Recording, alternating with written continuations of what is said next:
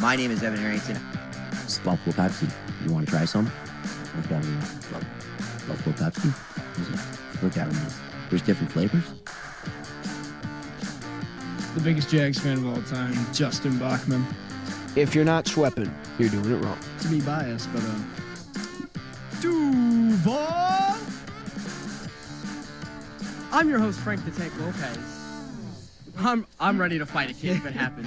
If one kid says one dumb thing tomorrow about Baker Mayfield or anything, I'm punching a kid. Boom! Mr. Brotherly Love here, Chris Giacobello. I know how to turn the mics on, Dan. That's a good thing to know. We got it. Progress. I'm the first lady of the Blitz, Emma Nosby. Was it 14? Yes, Emma. Anquan Bolden. Anquan Bolden is a wide receiver. No. My name's Dan Dale, a.k.a. Double D. You're quiet. I can barely hear you. Why am I quiet? Why am I quiet? Dan, you're quiet. How am I ever quiet? Here is The Blitz on 91.3 FM. Live here from Buffalo State University. Happy Friday, everybody, and welcome into the Blitz on 91.3 FM WBNY Buffalo, Buffalo's original alternative since 1982, and this is all brought to you by the Buffalo State Student Activity Fee. My name is Emma Nosby. I am the First Lady of the Blitz, because I am the First Lady to be on the Blitz. And we have a really fun show for you guys. If you can tell by the date, today is May 10th, 2024, and golly, it is the last show of the semester, you guys. This is very bittersweet, honestly, from my time here on the show that I started in February. Time's gone by really fast. But it's not just me that's here on the last show of the semester. In Studio A with me is everybody's good friend, Frank the Tank Lopez. Oh, good Lord. Time to hunt. Time to hunt, indeed. In Studio B with me, it's everyone's favorite Jags fan. Give a nice Duval to Mr. Justin Bachman. Duval. And then next to him in Studio B is none other than Mr. Alex Miley. You're. And then he's here, but he's not going to be on the first hour. He's trying to do some testing on the live stream, which we are live, by the way, on Facebook and YouTube. At WBNY 91.3 FM. It's Dan Dale. Yay. He's waving. Yay. He doesn't have a mic on him, but Yay. he's waving. But he will be. Yay. I, Emma Nosby, will be doing the first hour, and then Dan is going to be coming on the second hour. I'll still be on for the second hour, but Dan is just testing some things on the live stream, making it look nice and pretty. To all you people, wave to the cameras. Hi. Happy Hello. Friday. So guys, yeah, it's like I've mentioned, it's our last show of the semester. Last day of classes was today at Buff State, and then next week is our finals week, which if you did not hear on Wednesday, we will be taking the week off next week to focus on our finals because we are students. Even though sometimes we're just like, why did we sign up for this? But yeah, I mean, let's talk real quick. How was everybody's semester? How do you think we all did? We're all coming back next semester, which is great. No one's graduating this semester, which would be even more sad. This semester kicked I could say ass. Right, Dan? Thank you. You know, we're here. We're persevering. Yeah, we're persevering. Honestly, this is my favorite semester so far of college. Awesome. I took a lot of sports classes, so they were fun. Yeah. And I met a lot of cool people. I joined the radio, so Thanks, Alex. no problem. That's so sweet of you. Justin, what about you, buddy? You know. How was that psychology 100 class coming along? I actually just took a test in there this morning. Got my grade back. I got a 60 on it. That's passing. Not really. Oh wait, is it passing? And I'm definitely not passing Psych 101. Oh, but dang. I have to come back anyway, so. Gosh dang it. Therefore, it does not matter. L plus ratio plus hold it for me equals me coming back anyway, so I don't care. Oh goodness gracious.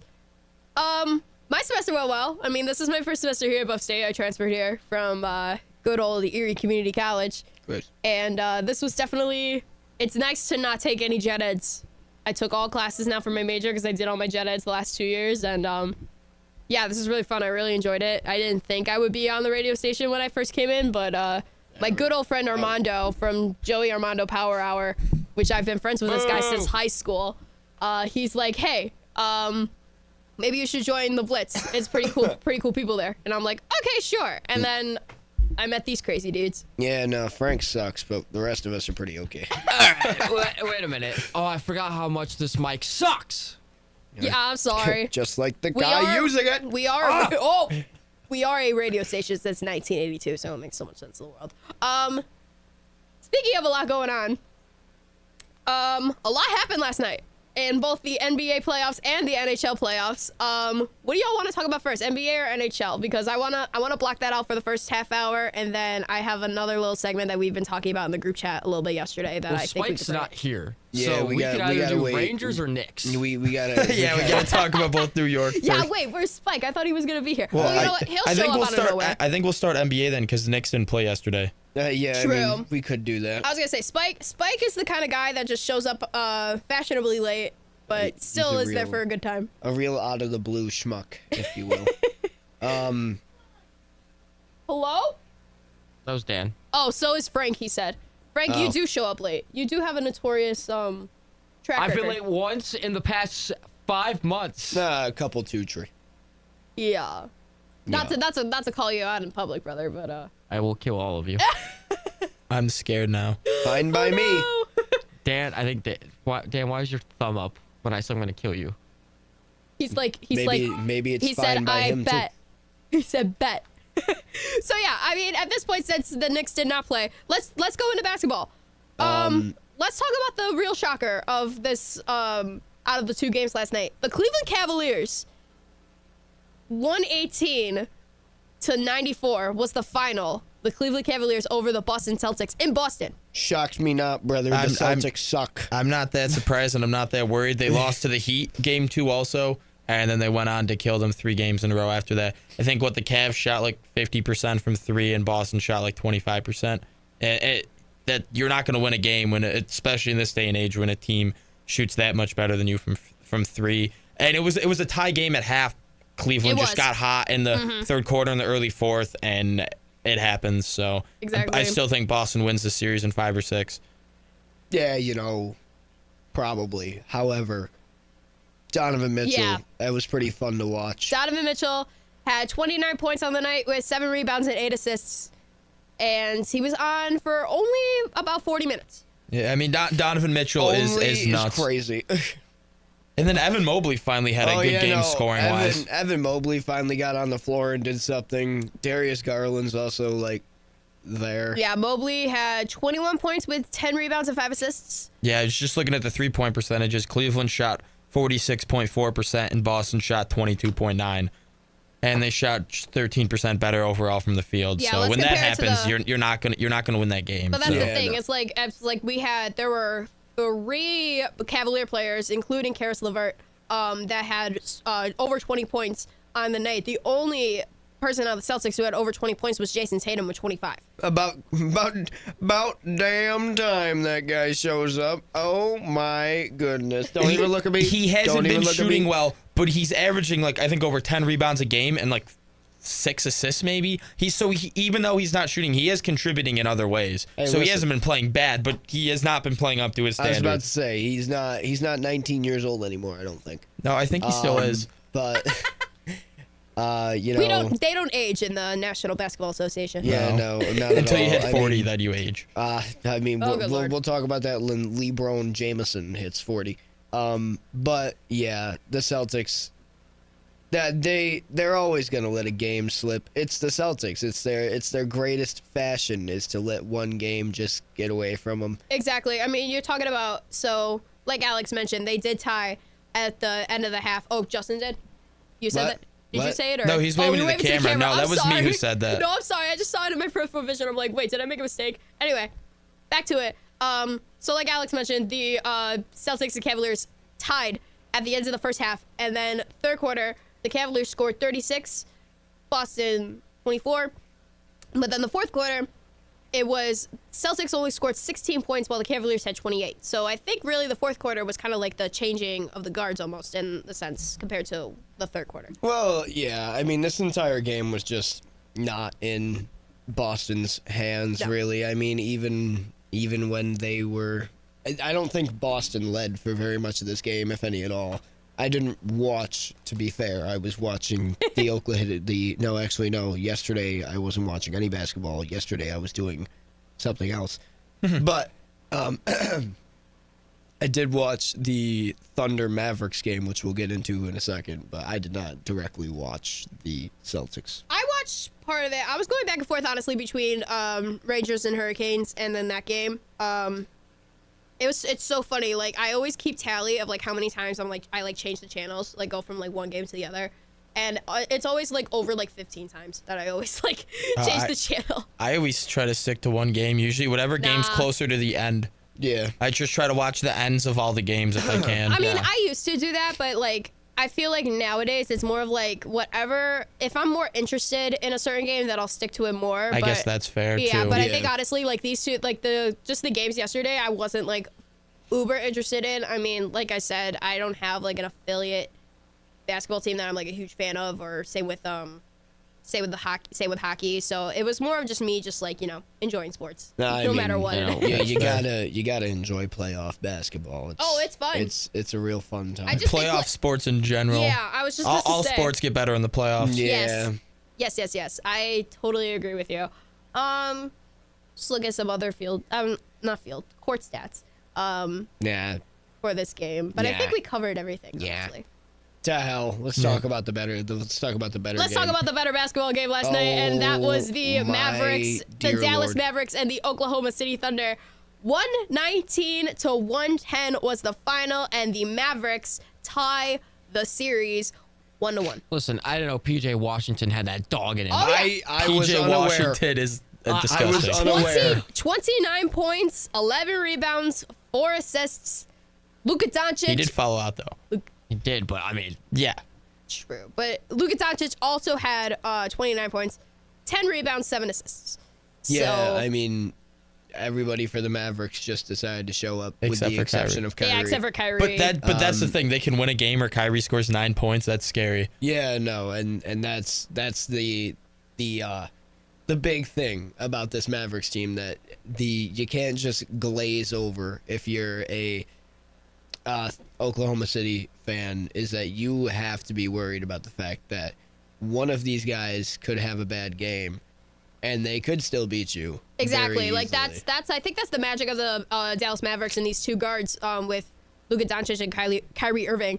Like, they just both are obviously a great team together, but on their own, they're also very successful. So I think that is something to just keep an eye on if you are a part of the Thunder. Let's get over to some... real quick. That's also been just the story of the Mavericks this entire playoffs. Yeah, it's you're been right. Luka gets hot, Kyrie's off. Kyrie's hot one night, Luka's off. They had one game. They had one game where they both scored 20. Both were like unstoppable, and that was it. And they've made it this far where one of them's hot and one of them's not. So that's where it's scary.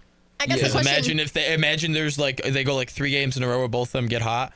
Or like the rest of the playoffs, they just go hot. They could realistically go on and win the whole thing if they just get hot this playoffs. They have the star power to do it. I guess the question that I have, honestly, is when will, if it's possible that either the Thunder or whoever the team is, that if they move on to the Western Conference Finals, figure that out in terms of...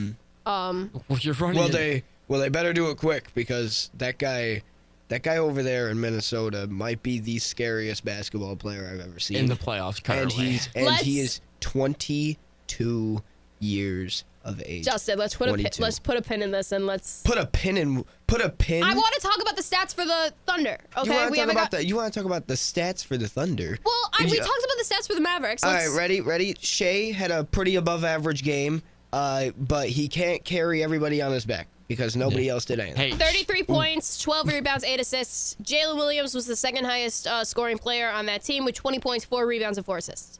My biggest takeaway from the game, I mean, I wasn't able to watch much sports yesterday. I had some stuff going on, but the Thunder need to stop playing Josh Giddey. Yeah, no. Yeah. In Josh 11 Giddey- minutes, a negative 20. Yeah, Josh Like, Giddey. like Josh plus Giddey. minus isn't the best stat to use, but in 11 minutes, he got outscored by 20 points. Yeah. He can't play defense. It was He not can't pretty. shoot threes. His passing's overrated. He just goes for the fancy pass all the time, so sometimes it hits it and there's a cool highlight, but he also turns the ball over a lot. They need to stop playing him. Yeah, no, Josh Giddey is pretty awful. I will agree. He's not very good at all. He had a stretch in the beginning of the season where like 2 weeks straight he was looking like an all-star, and And after then that, fell off. I don't know what happened to him. It was He awful. started focusing on other things. Yeah, you're right. What a guy. Yeah. Do you think the Thunder will make that change like mid-series, or do you No. think they'll stick with it? I mean, he only played 11 minutes, so, I mean, maybe they are starting to get sick of him, and maybe they do stop playing. I mean, Case and Wallace played 22 minutes, Yeah. and then Aaron Wiggins, I didn't know he existed, but Aaron Wiggins played 20 minutes. Isaiah Joe played 19 minutes, so maybe they are sick of Giddey, and they're just going to start playing these guys instead. We'll see how. It's going to be a very interesting debate who starts playing power I was gonna say, forward because for that team. I feel like these games are just gonna, like, this series in general, I feel like it's probably gonna be the most neck and neck in my opinion. For the West. I think it's the tightest series in the playoffs. Yeah. Because I mean, we could transition over to don't know, what man. Justin was alluding to, I don't know. aka the Minnesota Timberwolves. Well, no, that series isn't tight. If I'm talking about like a tight series, these Knicks Pacers games are Just because of injuries, I they're might have to agree with close, you. brother. They they're are close. Close games. They And are with close. OG now probably being out for an extended period of time. Yeah, no, which is an awful loss for the Knicks, and unfortunately, Spike's not here to talk about it. And But where is he? It's already 2:20. who knows? I know, he was talking in the group chat. Someone sent a text. My phone's on Do Not Disturb. My phone is on live. Hello, TikTok. Hey! Oh, wait, I didn't know we were on TikTok. Oh yeah, we're on Justin, TikTok. show off your TikTok to the peoples. Oh hi, look, people, TikTok. No, I'm talking people. about like show your your username if people want to join. Oh, okay. It's JBach, JBACH 22. You on heard it here, TikTok. folks. You heard it here, Feel folks. free to join if you want a personal camera of my face, because I am a very attractive individual. Anyway, Outrageous. Set some yeah. galaxies while you're at it. yeah, indeed, send a galaxy. But no, this Knicks team they just lost probably. I'm not gonna say the most impactful player on their starting five, but OG has just a way of getting covered in games that he just creates so many openings. And you're losing that guy who's going to drive to the rim 3 times in an offensive series. And whether or not he gets the ball, you got to follow him. You got to follow OG, because you know if he gets that rock, he's putting it in. So you got to stop him from getting it. So it's going to be real tough. We're going to have to see what the Knicks do tonight without OG. Who's also their best perimeter defender. Yeah, no, Yes. absolutely. Somebody's going to have to step up. He's like the king of the rebounds over there, to be I'm quite not honest going to with sit here and say that boy from Villanova, Dante DiVincenzo, I'm not going to sit here and say that he's not stepping up, because that brother's putting in laces right now. It's pretty unbelievable what Dante's doing against the Pacers, but it's going to take a big step up from the bench. I think Precious Achiuwa is going to get a lot of playing time tonight. It's really going to depend on him to go out there and play some half-average defense so they can make up for the loss of OG Anunoby. The real question is that affects also their bench, because who's going to play his role on the bench? Because the Pacers bench the Knicks bench hasn't done anything this series. Well, you also got to think the Knicks bench. I mean, their coach has just been not using them. I mean, Precious Achiuwa is averaging 5.5 minutes a game this series. But I mean, when they're on the floor, they're also not doing much in general either. They're not on the floor much. What are you gonna do in 5.5 minutes in an NBA game? What are you gonna do, Alex? I get that, but that's the thing is he's already barely using Precious. Now he has to put Precious in. Is he just gonna stop using whoever Precious' replacement is and shrink it to a 7-man rotation?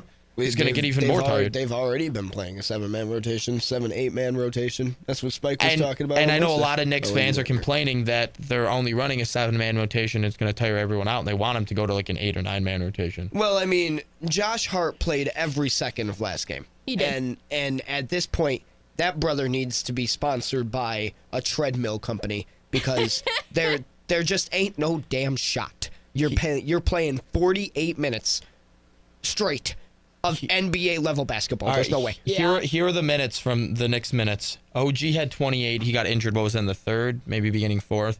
Isaiah Hartenstein 39. Brunson 32. Josh Hart 48. DiVincenzo 44. Achua 28. Miles McBride 20. And Alec Burks 1. That's the most spread that they've had in the playoffs. But that's the thing is, okay, so then Precious Achua takes 10 minutes from OG or whatever, and where does the other 18 minutes go? They probably spreads it out against Brunson and McBride, and then they just have 7 guys just play basically the entire game. Deuce McBride maybe could get 6 guys play the entire game. Deuce McBride could get a lot of playing time. I wish Spike was here to give an opinion. I know. But I Did do someone think send a text? yes, I somebody did. sent a Okay.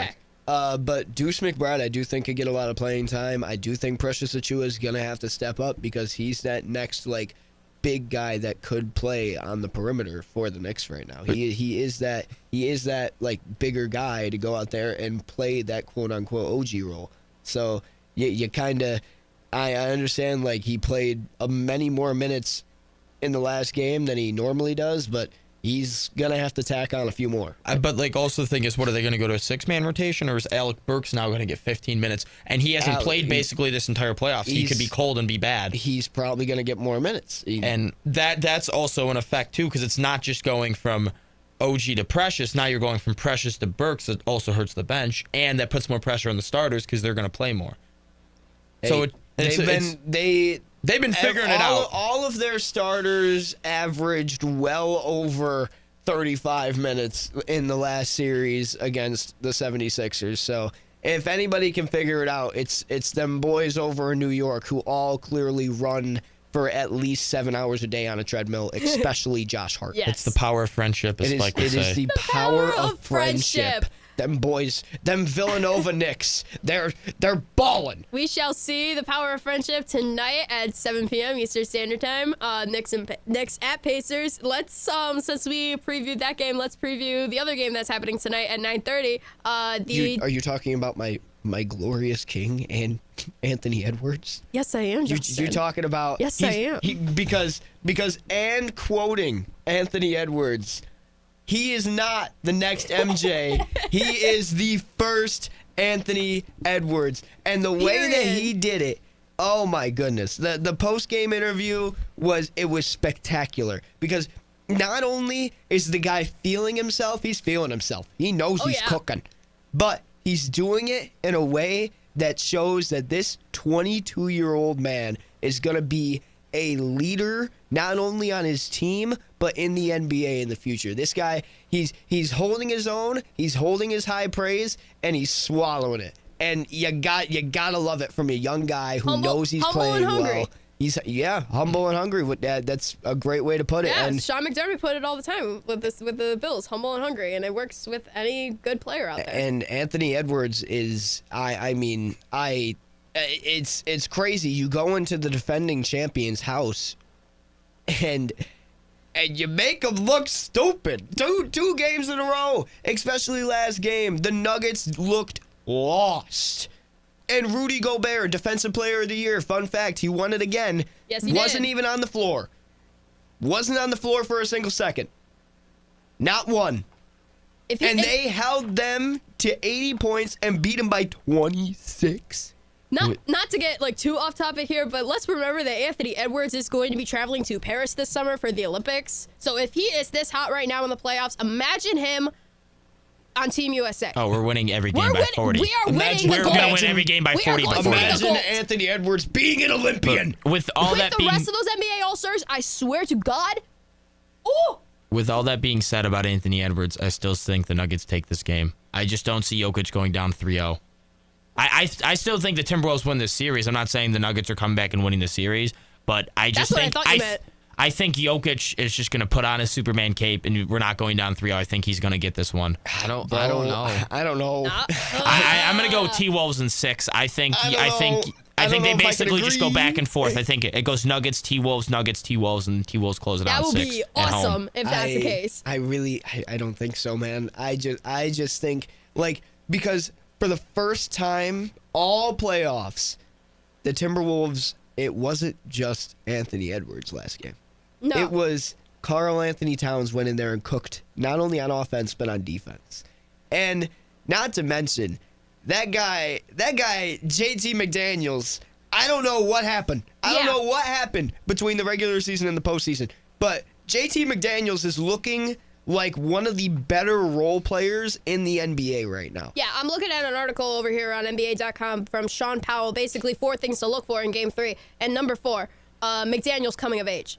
He's 23 years old. He's coming into his own, and he's definitely going to be a playmaker if he keeps this up. And figuring it out in playoff time is the best time to figure it out. But what about Jamal Murray? You really think he's going to continue playing this bad? You know how good he's statistically in his career been a top 10 player in the NBA in the playoffs, like playing that level, and he's playing terrible these first 2 games. I just don't see that continuing. I think he's going to play better. That is point number 1 that Powell made in this article. Number 1, moment of truth for Jamal Murray. Like, he thinks that Jamal is going to bounce back. He shouldn't be playing in this game, period. You can make that argument, but he is playing. He is playing, and I think he returns to form. I think it's going to be a good game. I don't see anyone slowing down Anthony Edwards. I just think Jokic and Jamal Murray would be like, we're not going down 3-0, and they're just going to get one. I can see him saying it, but I think I think Minnesota's going to put him in the hole. I don't know. Michael Malone, Nuggets coach, did say, and I quote, this is from this article again, from Michael Malone, Jamal will bounce back. Jamal's not making any excuses, and I'm not making any excuses for Jamal Murray. Yeah, and if some butts were candy and nuts, every damn day would be Christmas, right? Like, never heard that one before, but I'm confused. Justin, you and your witty one-liners are just like, our witty one-liners are just so funny. But we're talking about a guy who, he played lights out against the Lakers, and he had a real cold game 1. And everybody was like, all right. He had a real cold game 1, and we only lost by 7. Like, Jamal Murray's going to come back in game 2. We're going to be all right.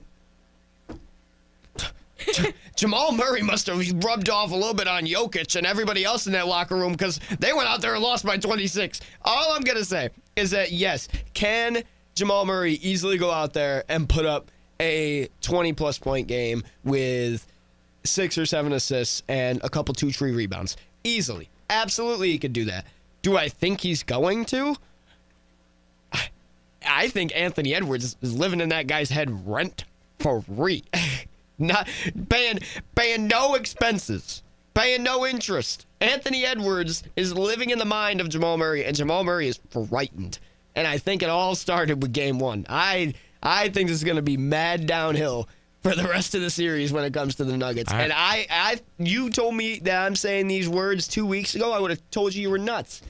And I just disagree, but we'll see tonight. Yeah, I guess so. I guess we have to. So the other 2 points that Sean Powell made in this article, besides the moment of truth for Jamal Murray's coming soon and the coming-of-age story of McDaniels, is more aggression from Jokic or else, ... And then Anthony Edwards going all out. So those are the 4 points that he made about tonight's Game 3. Which is going to be a fantastic game. I'm so excited. 9:30 tonight, 9:30 Eastern Standard Time. Game 3, the Timberwolves are leading the series 2-0. Can it go to 2-1, or will it go to 3-0? I'm excited, man. Like, this is the most excited I've been. These playoffs are just so much fun. Oh, yeah. And it's without a doubt. Last year, I was excited for the playoffs.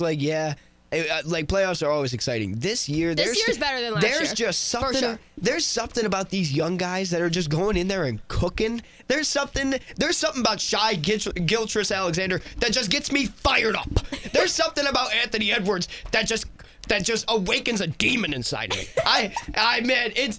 Oh God, I love basketball. I love it. Basketball. Let's talk about hockey for a second. Yes, let's talk about hockey. The Sharks have the number 1 overall pick, by the way.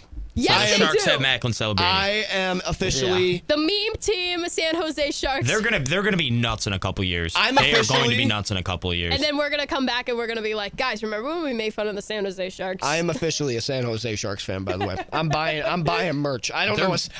Hang on, wait. Let me find a member of my team. They're going to be really, really good in a couple years. Choose your member. Wait. With Macklin Celebrini coming in, Will Smith. Quentin Musty, Western New York native Quentin Musty, who went to Hamburg. He was their first-round pick last year, and he's been nuts. Will Smith slapping at the Oscars? What are we talking about? Wait, I just put my headphones back in. What? No, there's a guy named Will Smith for the Sharks. All right. Hang on, wait. I'm seeing which one looks Do we have a caller? most like a guy that I would support. There's a Western New York native on their farm system. We do have a caller. Frank Lopez. Frank Lopez? Did he answer the... Wait, No, did Frank Lopez call in? Jim from where? First time From caller, Buffalo. long time. What's up, Jim? What do you want to talk about?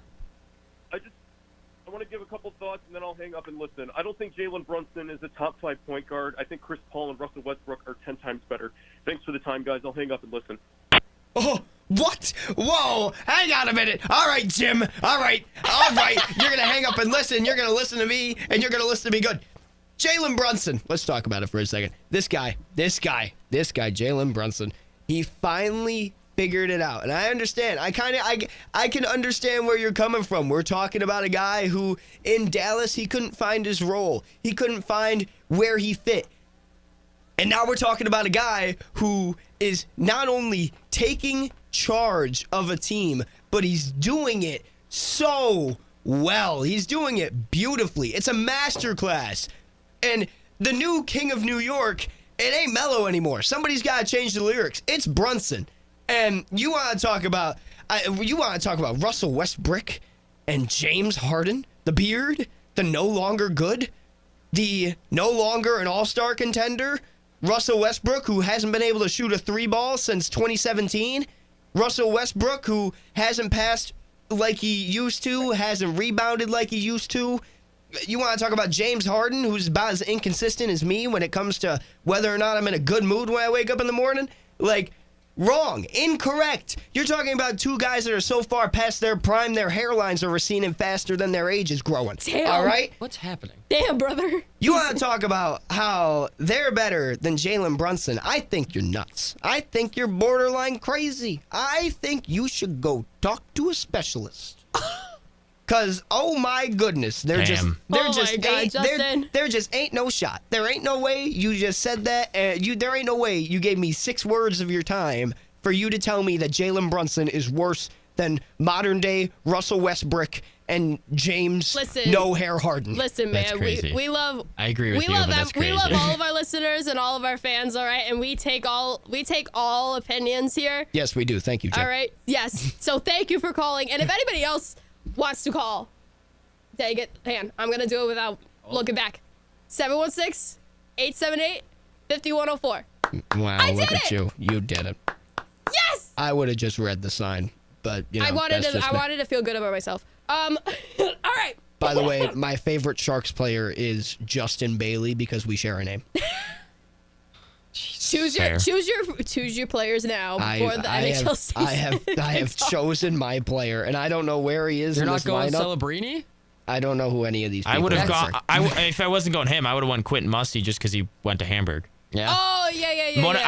A kid I went to school with is like best friends with him, and like he like was at his grad party because he plays hockey with him. Like even like played over at hockey with him in France and stuff like that. Quentin Musty. And Shane Wright, and it was. Quentin Musty, if you are listening, and if you are home someday in this great Buffalo, New York area, and if you want to come on our show, that will be awesome. Yeah. Give me a Justin, call. The Sharks are about to be a lot Give better. Alex Miley a call. DM him. Do whatever. Because the Leafs, fired their head coach, Sheldon Keefe. Yeah, I mean, they needed to do something. Marner's probably gone. Also, they need to shake. They need to shake it up. Sharks are about to be decent. Now, I don't know about next year. I think next year they're still going to be bad. They're a couple years out. But I think in like 2 or 3 years, give them another good draft lottery pick right there. Well, they also have Pittsburgh's pick this year from the Carlson trade. It's pick 14, so they have. I forget about that dumb trade. Speaking of the draft, because we are a Buffalo-based show, I want to say yes that the Buffalo Sabres have the 11th pick in the 2024 NHL draft. Just an FYI. I know we're talking about the Sharks. No, they're going to pick Justin Bachman. What's another prospect at the 11th pick going to do? Please trade it. Other than Celebrini, I can't really think of another standout. No, there's the dude that's probably going to Chicago, Ivan Demidov. Yeah. He's and then after that, it's but like once you drop after 1, 2, and probably 3, there's no other big name prospect that is really going to pan out, I think. No, I mean, trade it away. They need to. We already have one of the best prospect pools in the league. What are we going to do with more prospects? We can only put so many of them on the roster. Please trade the pick. All right. Please, Kevin Adams, I'm begging you. By the way, that's definitely a make or break if you are going to keep your job or not, Kevin Adams. That is for sure. He needs to make some big moves this summer. I do just want to say that Justin Bailey is also from the Buffalo area. Oh, really? Really? Yeah, Where? Yeah, I don't know. It just says Buffalo, New York, USA. But that's pretty cool. I did not know that. So I am not only a San Jose Sharks fan, but somebody put the order in for me. I want a Justin Bailey jersey, just so I can call myself Justin Bailey. Jesus. He grew up. Will South. He went to Will South. Yeah, who grew up in Williamsville. He used to play in the Sabres too. It looks like. Oh wow. He did. Yeah. That's honestly. Oh, he got drafted 52nd overall in the 2013. 2013. He's older. Brother, I was 12. What? Last night was tall too. 6'4". All right, calm down. Sorry, I'm looking at his Wikipedia page. Last night was a great night for hockey. Yes, last night was a great night for hockey. Let's talk about the first game that happened last night. The New York Rangers went over to the Great Carolina area to take on the Hurricanes, and the Rangers won in overtime, 3-2. What a series, by the way. Yeah. This series is awesome. It's crazy how Carolina's outplayed them, and probably all 3 games on 5-on-5. But the special teams of the Rangers, they've. I just saw a stat. When they're on the penalty kill, they've outscored their opponents. They've scored more shorthanded goals this playoffs than power play goals they've allowed. Yeah. That is insane. Special players, oh my brother. God, I'm gonna stab you. That is just unheard of. Like you see a shorthanded goal like maybe a couple times a year. The fact in the playoffs they've scored more shorthanded goals than power play goals allowed in 7 games is just insane. Alex, I would like you to go to the camera and show off your T-shirt right now. Okay. What's up, brother? Oh my God. Tuesday. Oh my God. Listen, Can we talk about this for a second? I think everybody saw the stat at the end of the game on television. This is the first time since 1994 that the Rangers have won 7 postseason games in a row. Oh, last time they did it, they won the cup. Yeah. I'm pretty sure, right? Hey, 94. Listen, them brothers are going 16-0. Shout out to my boy Speichel. Oh yeah. I have a really strong feeling that they're going to sweep 2 series in a row, and that's going to be wild. And it's crazy because like Carolina's like that close to them, and they just can't seem to pull out the win. And then, they had like 30 more shots at them, but Igor Shesterkin is Igor. Yes, I mean, and then Benzamore is his last name. Brindamore? Yeah, Brindamore. He's gone. Yeah, he's gone. Well, no, because they were talking contract negotiations. I think he's going to be back. Yeah, because in the Islander series. Like, at Game 3, they're like, yeah, we're talking extensions right now. Oh, okay, yeah. If you're thinking about the like, series of the Islanders who are just mid and always get into the playoffs for some weird reason, even though they're mid as hell, like, can we just talk about that for a second? Like, how did the Islanders get into the playoffs? Because the point system is stupid. It's points. The NHL point system, it needs to go to a 3-2-1 system. I really, really strongly believe that. But it'll be easier for me to think about all that. Let's be real. But yeah, Rangers. It shouldn't be 3-0. It really shouldn't. No. It really shouldn't. But it's like the Eastern Conference Finals last year between the Panthers and the Canes. Because each game was very close. There were some times where the Canes definitely should have beat us. Yeah. But that just didn't matter. And then of course the famous quote now by Brindamore was like, "We didn't get swept." Well, you did. I know it sure doesn't feel like you should have, but you did get swept. Yes. And that's most likely what's about to happen. It's because they go up against better goaltending. Yeah. Last year it was Bobrovsky going on a run. This year it's Igor Shesterkin playing like a god. And Frederik Andersen, who, like, he has some good moments, just is not on that level. No, he's not. Nowhere near Shesterkin or Sergei. No. I watched part of the Avalanche Stars game. Yeah, so that's the next game. The series is now tied 1-1 after the Stars beat the Avalanche last night 5-3. Can I just say that was almost a comeback in the Central? Oh yeah, it was almost. It would have been back-to-back games too. Because they like it was. I think it was the start of what I remember watching vaguely was the start of the third period. It was 4-0. Mm-hmm. Yep. And then it was. Avs scored. It was 4-2, and then it was 5-2, and then 5-3. Yeah, Avs Cavs scored all of their points in the third period. Let's give a shout out to those people who scored. Why? They lost. They did. Colorado, they have the firepower where Not Casey no Middleset. lead is safe. No lead is safe against them. Not Casey, but if Casey got McKinnon a- and McCarr are on, it's hard to stop Casey them. Middleset got an assist. Yeah, Wow. Love you, Casey. L. Woo! Dallas still wins that series. Yeah, Dallas, McKinnon absolutely still wins that series. Dallas is absolutely winning this series. You can't. Nathan- You They're can't just go so much down. deeper and Nathan have the much McKinnon better has done nothing. goaltending. He You didn't just do can't go anything. down 4-0 in a game. and expect Nathan to win. McKinnon didn't really do anything in this game yesterday, only with the exception of having only 3 shots on goal, and that's about it. I mean, this is really just Dallas's series to lose. Yeah. Just because they're consistently getting leads. Like they break out into these like multiple point leads. Like Colorado is a second and third period team. I don't know if I agree with that statement that this is Dallas's to lose, because I think Colorado is depth-wise probably not as good as Dallas, but I think with McCarr and McKinnon, those two on the ice alone give you an advantage. I mean, I'll give him that, but the goaltending, it's big goaltending difference. Georgiev is the worst goaltender left in the playoffs. Yeah, well, here's the he was the thing. worst goaltender in the first round. He's probably the worst goaltender in this round, and Ottinger's been playing really, really well this playoffs. Yeah, Otter's been. I mean, and you the mentioned depth is just so much. Dallas is so much deeper. They can get very good production from their top 3 lines. You mentioned McCarr and McKinnon. They both only had 3 shots on goal last night. They had no assists, no points, anything, no goals, no nothing. That's why when McKinnon did have a Avalanche goal and an lose, those assist in the two- game before, though. Hey, True, but shooter's gonna shoot, man. Shooter's gonna shoot. Period. That's why if those two aren't doing anything, they're Avalanche have no hope. Yeah. All right. It is 2:42. Let's spend this last few moments before we get into hour 2 talking about the games that are happening tonight, because we did that for NBA. Yeah, let's do it. Frank, Panthers and Bruins series is tied at 1, 7 o'clock tonight. Thoughts? The fact that you guys lost game 1 is so funny. Yeah, we should. Game 1 was a lot closer than the scoreline looks. It was just Swayman is being Swayman in the playoffs. This is what happened the last time y'all played which was Wednesday. The Panthers won 6-1. Oh, I know. I know. So I watched every single goal. I know that, and I was also texting Dylan and you guys all in the group chat. And do you think they will keep some momentum going into Boston? Absolutely. Sam Bennett is questionable. He is a game time decision. When Sam Bennett's back on the ice, I think we absolutely have an advantage over them. Defensively, we know we're better. Brandon Montour, Ekblad, Losterainen when he's back there. I truly believe that we take Boston to 5 or 6. And it starts tonight again. Barkov, I hope, gets another goal. 3 goals in 2 games. Kachuk and Pasta, the fight that they had on Wednesday was electric, even though people are they always call Kachuk a coward. But I don't really care. He's my rat king.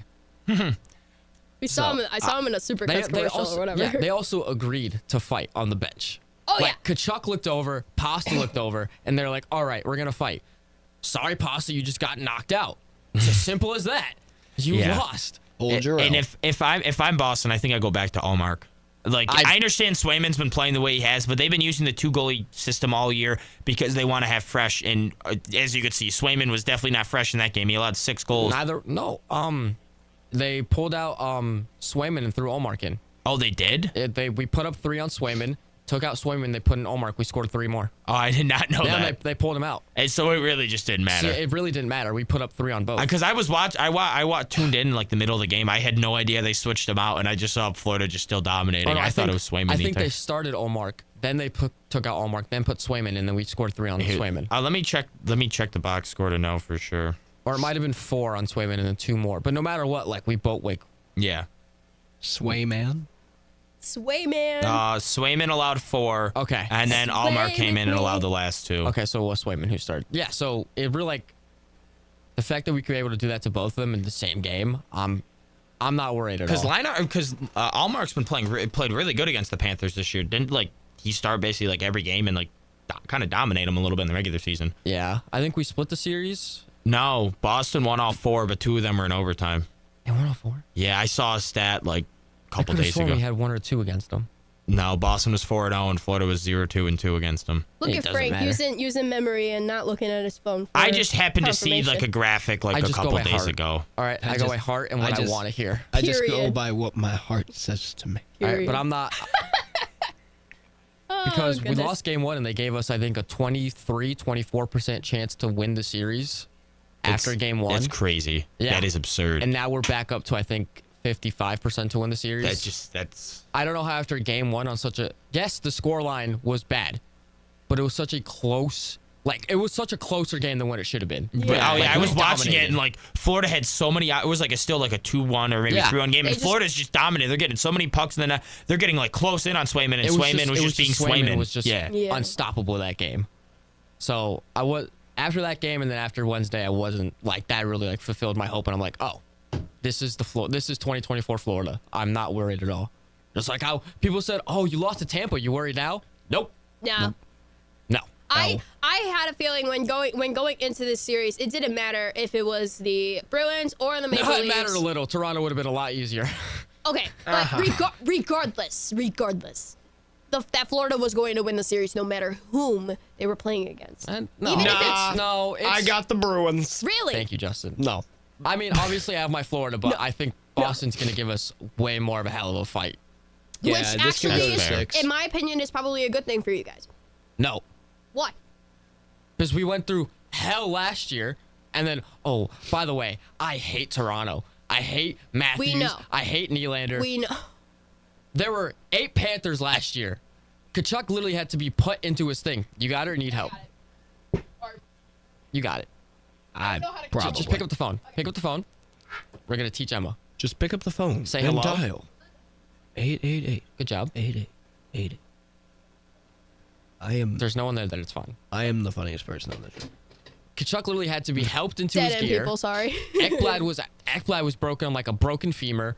Bennett was also working on something broken. And then it's just, Marner has a headache.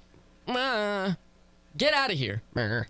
You're playing in the playoffs route series against the Bruins. Literally your arch rival. It was Nylander who had the migraines. Was it Nylander who had the migraines? What did Marner play? No, Marner played. He just played terribly. Yeah, and then Matthews got sick.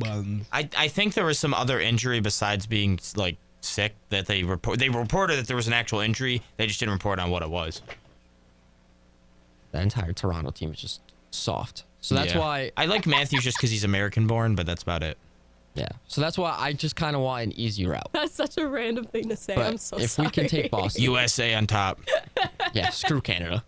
Screw Canada. Screw Canada. Listen, this isn't the Winter Olympics that's going to be happening. It's the Summer Olympics. Screw Canada 24/7, 365. Listen, man. Yes.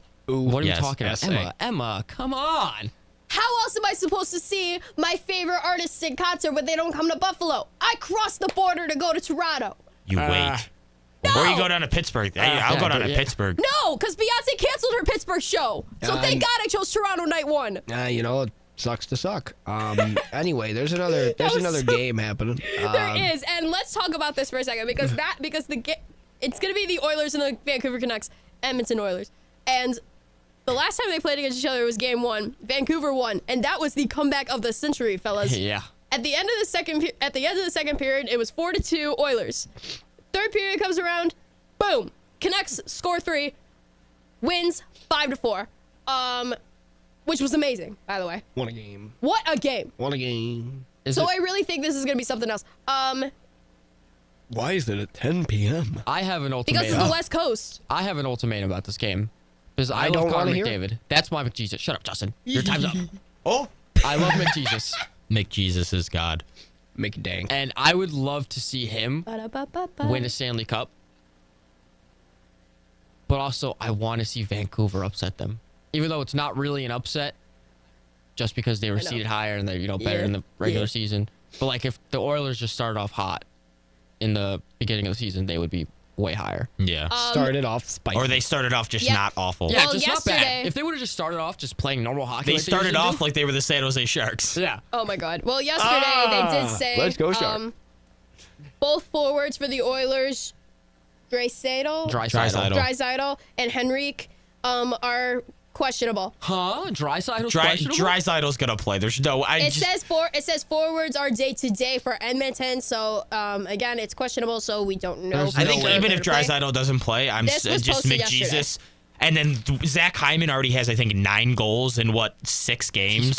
He's been insane. That network injury, is mind you. insane. They did not... that network he has is insane. Well, yeah, they're not going to disclose the injury because if he does play, then they're going to try and kind of target whatever part is injured. So they just say undisclosed. That's why when the Brothers Panthers got hurt, don't learn anything about Bountygate. Hello. Anyway. No. Anyway. You can target without actually targeting. You can if you're gonna hit someone, you're gonna hit if it's a left shoulder, you're gonna try and hit the left side instead of the right side. I'm pretty sure every time I watch a game of hockey, somebody gets leveled. That's all I'm gonna say. Somebody gets dropped. That's what we love about hockey. Yes, but I do feel like, this is definitely going to be another close-knit series in my opinion. Just the fact that they have Connor McDavid, but the fact that Vancouver was able to play at home for the first 2 games, I think is definitely going to be helping them out in this series because a lot of people are saying that the Oilers are going to come out on top. But I've said it since the beginning when we made our predictions for this. I believe the Canucks are going to represent the West or the Stanley Cup. And that's just my opinion. Yeah, and I thought the Vancouver. I will give Vancouver's arena is electric. Oh my god! I just wish we could get that in Buffalo. That place is rocking. That entire Nashville series, that place was. Yeah, it was buzzing. It was. It definitely does help. Vancouver loves their hockey. The boys were buzzing. The boys were buzzing. You can say that about Dallas as well. Honestly, I love the atmosphere of the Dallas Stars. American Airlines Center. Yeah. I love a good old fashioned bright Kelly green uni, and I love it. Roar. And I may be biased because green is my favorite color, but still, it was just really cool. Green jerseys are fire. The Seahawks color rush, that neon green. My favorite NFL jersey. I love those, but I hate the Dallas ones. I do. You don't think those good with the you black? Don't like the stars? I don't. I like there's the regular green ones. I think those are some of the best. But that neon green with the black. It's not my favorite, but I don't hate it. It reminds me of my phase at the age of 13 when I just loved all things neon colors. It was the best jersey in hockey is the Sabres goat head. True. It's up there. It's badass. It's so badass. When you have Rasmus Dahlin saying, we feel evil when we're playing in them, and then they go out and just dominate whoever they're playing when they're wearing those jerseys. They need to make those our regular jerseys again because we play like one of the best teams in hockey when we're wearing them. It's crazy. No, man, I love it. I love that it's an alternate because then that gets you into the mindset. It's not just an everyday thing because I feel like if it's an everyday thing, it will the mindset will later on. Well, at the end of last year, they were wearing them almost every home game, and they were just every time, and they were really good at home at the end of the year because they were wearing them, just dominating. Both their 2 best games of the year, they were wearing them. It was the Knights game and then the LA Kings game. Oh yeah, I was at both of them too. It was nice. I was gonna say also the Skinner 1000th game. True, but the game that I went to was that against the Capitals? Yeah. Okay, but here's the thing, though, brothers. I went to a game where they had the go-aheads, and it was against the Winnipeg Jets with my good friend here, Dan Dale, because he won those tickets through his job, and we lost. Yeah, but we played them pretty tough though until the end of the third. We just wore so that's all that matters. I watched the entire game. I don't remember seeing you on TV. Dan is so upset. No, I have the clip. It's on my phone. She was on TV. I was on TV. I guess I just wasn't looking, probably. There ain't no jersey in hockey. They were able to get my short ass on here, so it was all good. Jesus. There ain't no jersey in hockey that's better than the San Jose Sharks. Why did I think they're not bad though. They're honestly top 10. They are pretty good. I will give you that. Justin, you picked a good team. I know. Honestly, good team other than on ice performance. Stylistically to wear. I think it would be so funny that within 5 years, the San Jose Sharks are going to be successful, and then Justin's going to be like, what did I tell you?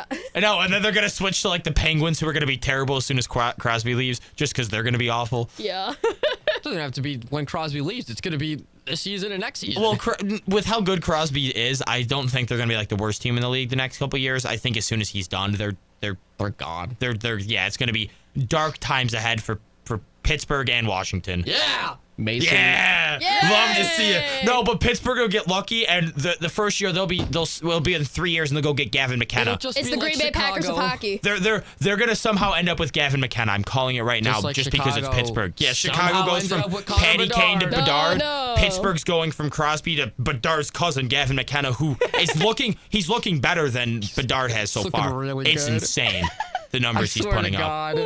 Yeah, I'm just sitting here. I didn't know Mason Crosby played hockey. Like the kicker? Yeah, like the kicker. You get it? Because I don't know anything about hockey. Let's go Sharks. I hate you, Justin.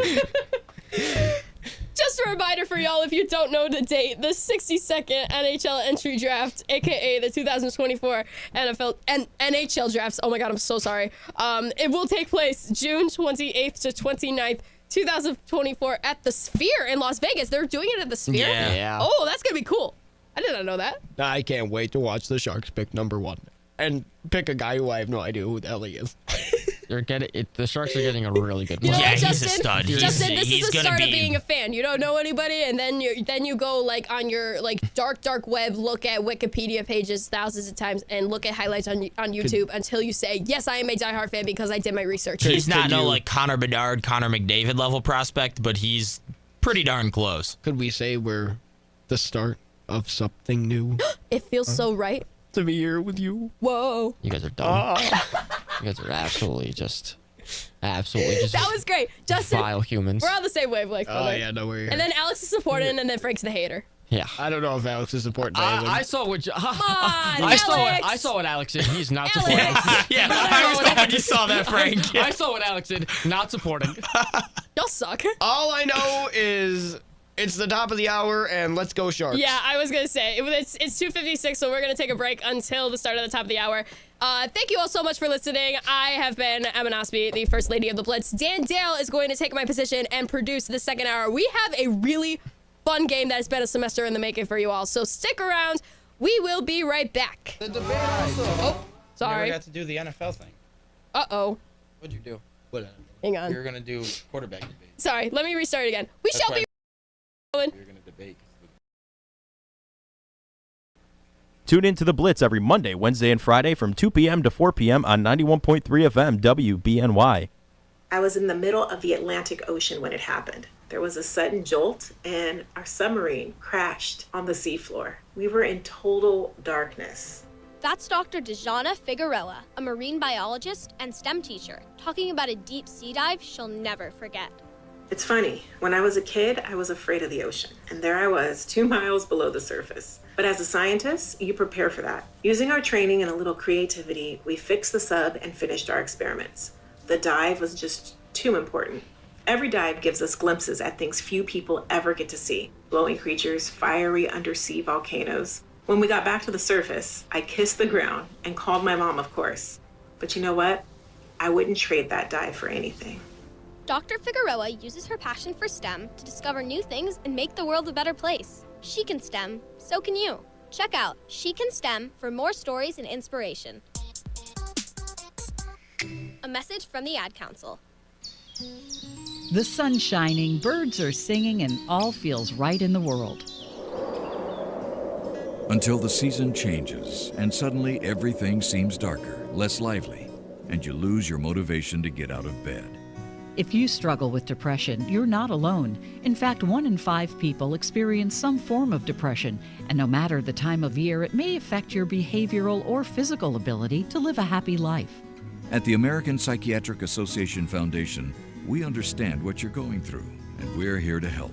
Our vision is to build a mentally healthy nation for all, because we want you to live your best life and be your best you all year round. We work every day to eliminate stigma, combat mental illness and substance use disorders, and advance mental wellness. If you or someone you love needs help, you are not alone. Please visit mentallyhealthynation.org to learn more. La pandemia de COVID-19 ha afectado nuestras vidas. Enfrentamos una pandemia de salud mental que amenaza nuestro bienestar mientras reconstruimos nuestras comunidades. La pandemia nos ha recordado la centralidad de la familia, la comunidad y nuestros vínculos afectivos. A muchos de nosotros nos ha dejado más aislados, confundidos y luchando por encontrar el sentido ante la pérdida y la incertidumbre. 1 de cada 5 estadounidenses tiene problemas de salud mental, pero muchos no sabemos cómo pedir ayuda. En la Fundación de la Asociación Americana de Psiquiatría entendemos por lo que está pasando y estamos aquí para ayudarlo. Trabajamos para eliminar el estigma, combatir las enfermedades mentales, los trastornos por consumo de sustancias y construir un país mentalmente sano. Si usted o un ser querido necesita ayuda, no está solo. Visite lasaludmental.org para obtener más información.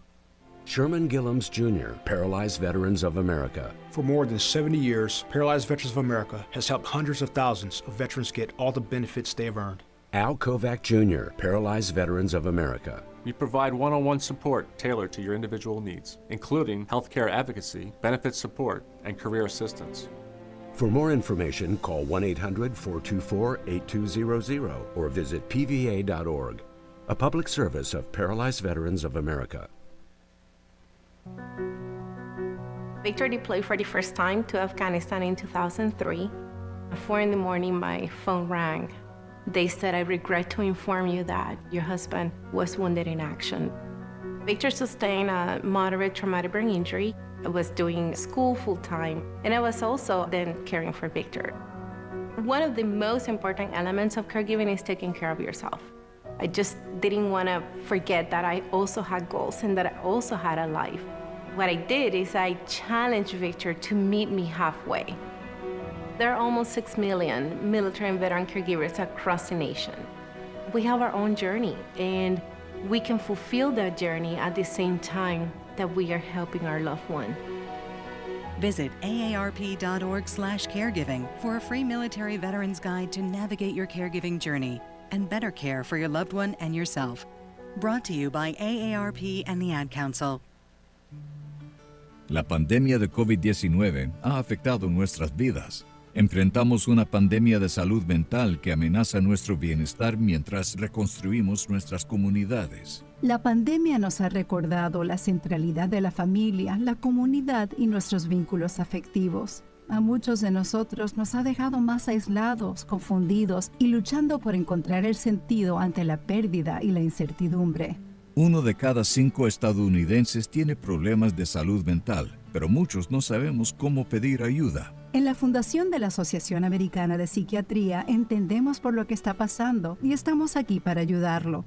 Trabajamos para eliminar el estigma, combatir las enfermedades mentales, los trastornos por consumo de sustancias y construir un país mentalmente sano. Si usted o un ser querido necesita ayuda, no está solo. Visite lasaludmental.org para obtener más información. You're listening to WBNY Buffalo, Buffalo's original alternative since 1982, brought to you by the Buffalo State Mandatory Student Activity Fee. Victor deployed for the first time to Afghanistan in 2003. At 4 in the morning, my phone rang. They said, "I regret to inform you that your husband was wounded in action." Victor sustained a moderate traumatic brain injury. I was doing school full-time, and I was also then caring for Victor. One of the most important elements of caregiving is taking care of yourself. I just didn't want to forget that I also had goals and that I also had a life. What I did is I challenged Victor to meet me halfway. There are almost 6 million military and veteran caregivers across the nation. We have our own journey, and we can fulfill that journey at the same time that we are helping our loved one. Visit aarp.org/caregiving for a free military veterans guide to navigate your caregiving journey and better care for your loved one and yourself. Brought to you by AARP and the Ad Council. One day, I'll teach chemistry to kids. I'm going to be an architect. My dream is to be a chef. This is a world of possibilities. A world in which people who put their minds to something can really make a difference. My goal is to help the environment. Someday I'll find a cure for cancer. In case if you guys have more hot takes, I have the I have the post-it notes and pen up here, so just take it from me in case if you have more. And they can be wacky as hell. Cheer. We provide more than $150 billion in grants, loans, and work-study funds, making higher education possible for anyone at any stage of life. I can go back to college. I can change careers. I can make a difference. Federal Student Aid, proud sponsor of the American Mind. Learn more about money for college at studentaid.gov.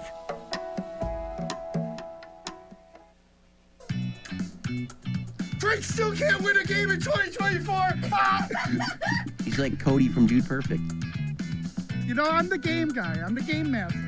I gotta do a game at one point, you know. Here's the thing. My mind's on Shrek right now. You understand? What does Shrek become at the end of the fourth movie after the king croaks when he becomes a frog? He becomes a king! I'm telling you right now. Out of left field, just based off of Shrek, it's the LA Kings. Are you 100% sure? Positive! Shrek! Shrek is love, Shrek is life.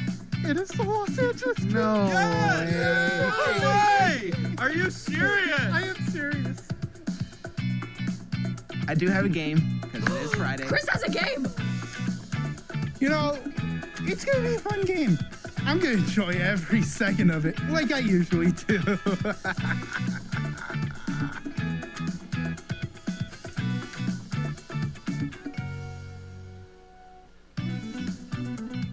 Welcome back to the Blitz on 91.3 FM WBNY Buffalo. Buffalo's original alternative since 1982. Brought to you by Buffalo State Student Activity Fee. Somebody tell me how quick was that? Mike faster than Usain Bolt? Maybe.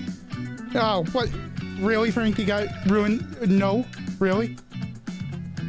My mouth probably moves faster than Usain Bolt.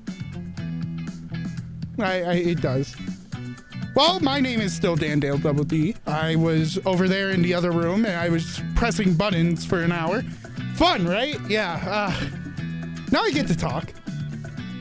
I'm still joined by Frank the Tank Lopez. Yeah, okay, Panther guy. All right, we get it. All right. And then going from my left to my right, Alex Miley. Here. Emma Nosby. You're. And the man in the cowboy hat, Mr. Duval himself, Justin Bachman. My name's Ted Bear. He's actually doing it. He looks like Steve Irwin. He looks like Steve Irwin. It's the hair. Are you ready for the Outback, cousin? We killed him. Frank! Wow. What? It's really funny because I'm on the Rays Instagram and I go, we killed him. Oh! We killed him. All right. Well. It's time to play a different game. There's no steakhouse in this court. Not at all. There's never a stakeout. Oh my God. People just burn on the grill here. Welcome to the Blitz Hot Take Court. Court is now in session. I don't have anything else, so I have my hand. My hand is a gavel. That's fun, right? Yeah. Who made you the judge? Nothing yet. I'm just introing. Excuse me? Can I not intro? Wait. But I have the takes in my head. You do have the takes in your hat. So shouldn't I be the judge? No. We'll be spinning the wheel for who's judge. Oh. I see. Yes. There has been a way. Can I be the leader? What? Can I be the leader?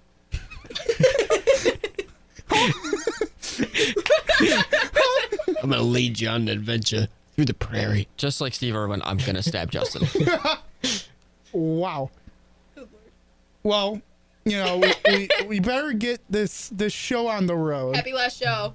Yeah, because every time there's a last show, it's always crazy. So, you know, why not add more crazy to the wheel? Ted Bear. That's gonna get me for the rest of the show. Good God. So, what I'm gonna do is I'm gonna spin a wheel of names that Emma so nicely created. Via wheeldecide.com. Pun totally intended. So, I'm gonna spin the wheel. It's gonna land on a name. The first two names I pull are gonna be the two lawyers. So who's for the topic and who's against the topic, which we also have a wheel for, so you don't decide. And then I'll do one more for the judge, and then Justin, out of the beautiful bejeweled cowboy hat, will pull a single topic, just one, and read it aloud. I'll do my best. All right, that works. Oh my God. That works. I feel like all of our handwriting is legible. I think we're good. I would hope. It's not the handwriting I'm worried about. It's yeah. What do you mean? It's the accent I'm worried about. Oh God. Ted Bear. The first lawyer, Alex Miley. All right. Who will be going against Alex Miley. No. I was gonna say, am I going against myself? Against me. Ooh. All right. Against me. All right. Who's the judge? The judge is... Could be me again. Can't be you. It's you, buddy. Oh, Frankie Boy. no. Frankie Boy is the lawyer. You're not even gonna, you're just gonna pick you just literally just... That was a process. So, Alex, I'm gonna spin for you, and whatever it's against her for, we don't know the topic yet. I'm getting there, cousin. That's fine. All right, am I reading the topic now? Alex, you're against the topic. I'm for the topic, whatever it may be. Justin, go right ahead. Billy B will never coach in the NFL again. Ooh. Ooh, this is... I'd like to hear. Can we say who submitted the topics? No. No. Dang it. I can tell by the handwriting. It's definitely Emma. I didn't write my name on any of mine. So. Me neither. Neither did I. But anyway, Alex, let me hear why. Oh, wait, no. Wait, yes. How are we doing this? Are we timing it? Wait, no, was I for or against it? I honestly You don't were know. against You're it. against it. Against. Are we timing this, Dan? We can do... Let's see. We have probably... Well, we did 2 for the 5 of us each. So 10... Oh, I gave more. I didn't know it was only Oh, you just gave more? 2. No, that's perfectly I think fine. I I put even like put 5 in in an there. extra. Yeah, I think I put like 4. I put a couple 2-3 to say the least. We'll do... We'll do 3 minutes, 1 minute 30 to you, 1 minute 30 to me. Okay. That sounds fair. So, Dan Dale, you got to tell me why Billy B will never I'm gonna set the timer. coach in the NFL again. Hang on. Let me set the timer. Well, you know, Go. Billy B is maybe the best head coach ever in the NFL. But you know, it comes to a time and point where they just can't do it anymore. You know, Nick Saban said, look out Alabama, and oh, well, it's time to leave it into the sunset. And you won a bunch of national championships. You know, you got Pete Carroll, who took a step back into into the press box, you know, to be with a lot of the GMs and just be a higher exec. You know, I'm not saying Billy B will be never in the NFL again, but coaching, I don't think he will. I think that I could see somebody bringing him on as a senior advisor. I could see him going to college to get easy money. You know, who doesn't want to sign Bill Belichick? So in all honesty, Bill Belichick doesn't need to coach in the NFL anymore. And if he does, it could ruin his legacy as the best coach ever. So why risk it? Why go back? Go do something else, Bill. Have fun. Okay, All right. that was, you had 60 seconds left. All right, let me reset the timer for you, Alex. Billy B's got to go chip on the golf course. All Gotta go hit him up on the green. Alex. 3, 2, 1, go. In the great words of what Dan Dale just said, who wouldn't want to sign him? I mean, he's the greatest coach of all time. He's the greatest defensive mastermind ever. Have you seen his track record with the Giants when he shut down the Bills' offense? They won a Super Bowl. Then he went to the Patriots. They had a top 10 defense after top 10 defense after top 10 defense. Why? I don't know if the debate was just head coach or coach in general, but I think if it's just coach in general, I think teams would, even head coach, because a team that has a very young core that is looking to take that next step, like the Sabres just did when they hired Lindy Ruff. He's probably not the long-term answer, but he's going to be there for a couple of years to help them mature, help them take that next step, and then they can move on to their franchise coach. A team like that, that's going to want that leadership, that's going to want that toughness, that wants to help someone who can get the most out of nothing, because that's what Bill Belichick has done his entire career. Because he was bad as a GM, so he was drafting bad, but getting the most out of these bad players. And especially defensively, these teams that have a lot of talent but don't know how to put it together, he's going to come in, he's going to put in the right system, he's going to put in the right culture, and he's going to take them to the next level. He's going to probably break Don Shula's wins if he does that 3, 4, maybe 5 years. And then he retires, and then that team, now they're in that winning now mode, they can go and find their coach of the future. So that's why I think a team should definitely look to hire Bill Belichick. 4, 3 seconds left on the clock. Oh. You guys did good. I'm met with a tough decision here. You are good, sir. You are. Personal bias aside. Personal bias aside. Hey, you're not the judge. What are you doing here? Oh yeah, you are. Yeah, that's right. Frank's the judge. My bad. Ted Bear.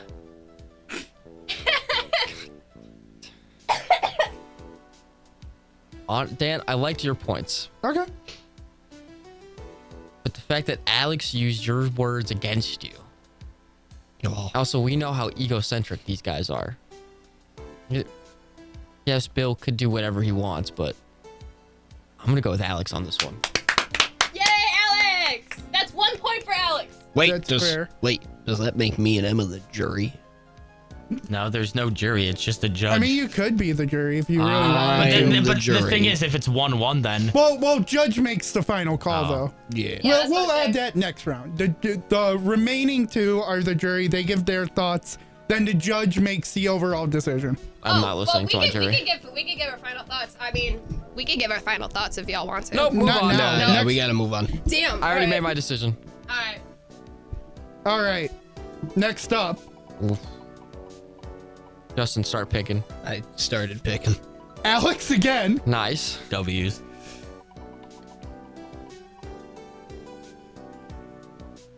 Versus Justin. Oh, interesting. And the judge is Frank again. All right. Justin, you will be against the topic. Good. That's what I wanted. All right, what's the topic? What's the topic, What is Justin? the You picked topic? out Oh, your my bad. lovely hat. The topic is the Miami Marlins need to relocate to New Orleans and get a new owner. Oh. Ooh. All right. Who's gonna go first? I wanna hear his side first. Okay, that's fair because Dan went first last time. That's Okay, fine. true. All right. So I'm for it, right? Yeah. You are Okay. for, All correct. right. Timer starts in 3, 2, 1, go. Look at how much of a dumpster fire this organization has been. What they have they won a playoff series since 2004. They've made it twice. One of them was the COVID year, so that really doesn't count that much because there was only 60 games in that season. They just traded away their best player because year after year of incompetence. They have a record of 10-29. That's absolutely awful, and it's just year after year. Did you see the return for the Christian Yelich trade? Not a single person is in a minor league affiliate. Not a single. There's one of them's playing college football now. One of them's a high school coach. Like the other ones are in like the Mexican league and some other league somewhere else. Like they can't hit, they can't pitch, they can't really do anything, and it's just over and over. You think if they had a core of Jose Fernandez, rest in peace, Giancarlo Stanton, Marcelo Zuna, Christian Yelich, all these players, they couldn't even make the playoffs with that. It's just incompetence after incompetence. I think you go to New Orleans, you get this fresh start. I mean, New Orleans is a huge market that's definitely wanting a baseball team, staying down south where baseball is huge. I think it would be an absolute perfect fit for them to sell the team and move it to New Orleans. All right. That was, you had 18 seconds left on the clock. Dang, time management. We love it. All right. Justin, you are against this topic. All right. Timer starts in 3, 2, 1, go. I mean, sure, understandable, big market, yeah, but how does that make the team better? That's all I'm gonna say. Your biggest argument there was that the team's awful, team's buns, and yeah, you're right, they are. It's the Miami Marlins. It's the constant joke of the league. However, a relocation doesn't make a team better. Gives the team a new place to play. Gives them new fans to upset maybe, but it doesn't give them any better of a player. Doesn't give them any more of a restart when it comes to players. Doesn't give them any more of a restart when it comes to getting better or starting new. A new owner, I'll agree with that. A new owner for sure, absolutely. But relocation has absolutely nothing to do with how good a team's going to play. It doesn't matter where you are. If you're buns, you are indeed buns. I'm done. Oh, okay. Yeah, 34 seconds left. All right. All Frank. right. Wait, actually. Sure. I mean, you can say whatever you want, but I made up my mind. Well, okay. You got to take the bias out of it because I know that was definitely It's not mine. Are you sure? Oh, it wasn't yours? No. Oh, so then it was probably Dan's. Because it wasn't mine. No, me neither. I didn't even think about the Marlins. It was definitely Dan. Yeah, it was me. It was Dan. Okay. It was me. I'll tell you, I did the Bill Belichick one. If we're talking who does submissions. All right, Frank. All right, based on those two arguments from Alex and Justin. I mean, you could listen to us, the jury. True. I mean, I put it in, so I'm for it. I'm 100 for seeing a move away from Miami. Miami already has 2 teams. I mean, what's the point? Just come on, like, move somewhere that has a good market, that has proven that they have an NFL team there, they have an NBA team there.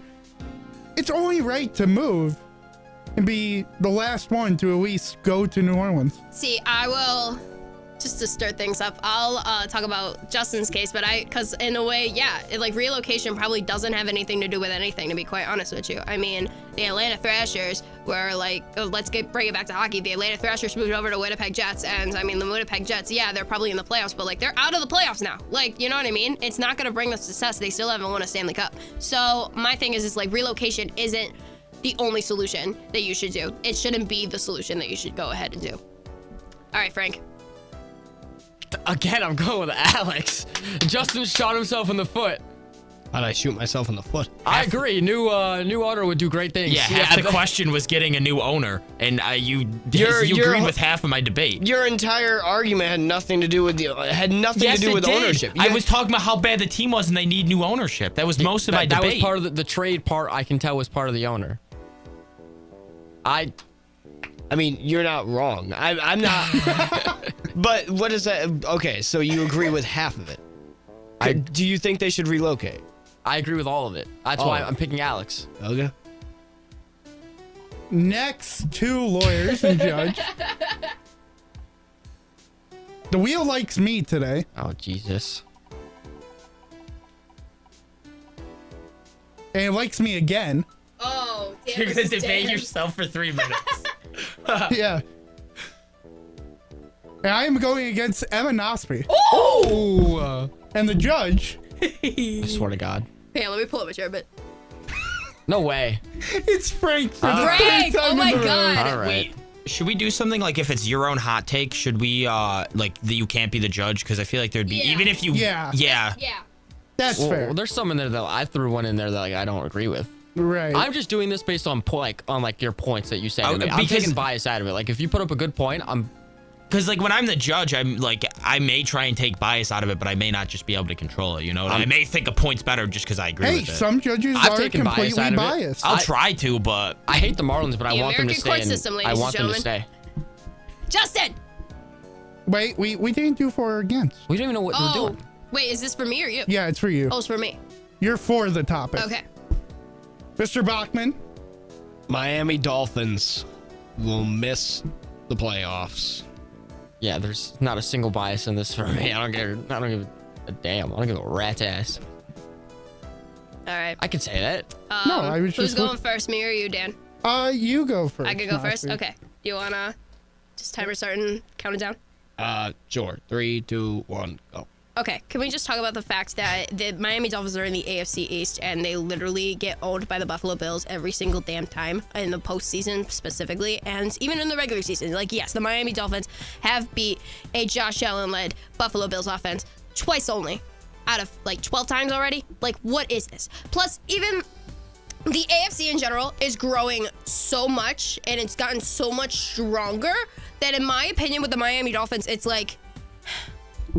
I don't know. I wasn't a big fan of their draft picks this year. I mean, I love me some Chop Robinson, but at the same time, like, that was probably the only, like, thing that you could have done well because their defense is obviously down and they're obviously getting older. That is the thing.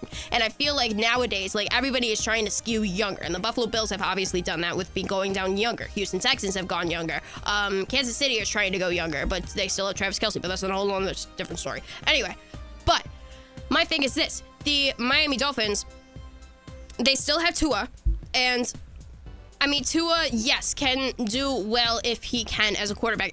But as an individual, without the supporting cast, do you think he will still be the top 15 quarterback that we all see if it wasn't for his supporting cast of Tyreek Hill, Jayden Waddle, Devon Achane, those guys, Raheem Mostert? Let's talk about Raheem Mostert as well. Like, shout out to him. How much do I have to say? 5 seconds. Okay, yes, Miami Dolphins is not going to make the playoffs. Go Bills. That's it. All right. There was definitely no bias there. Anyway. Definitely. Sorry. All right, Dan.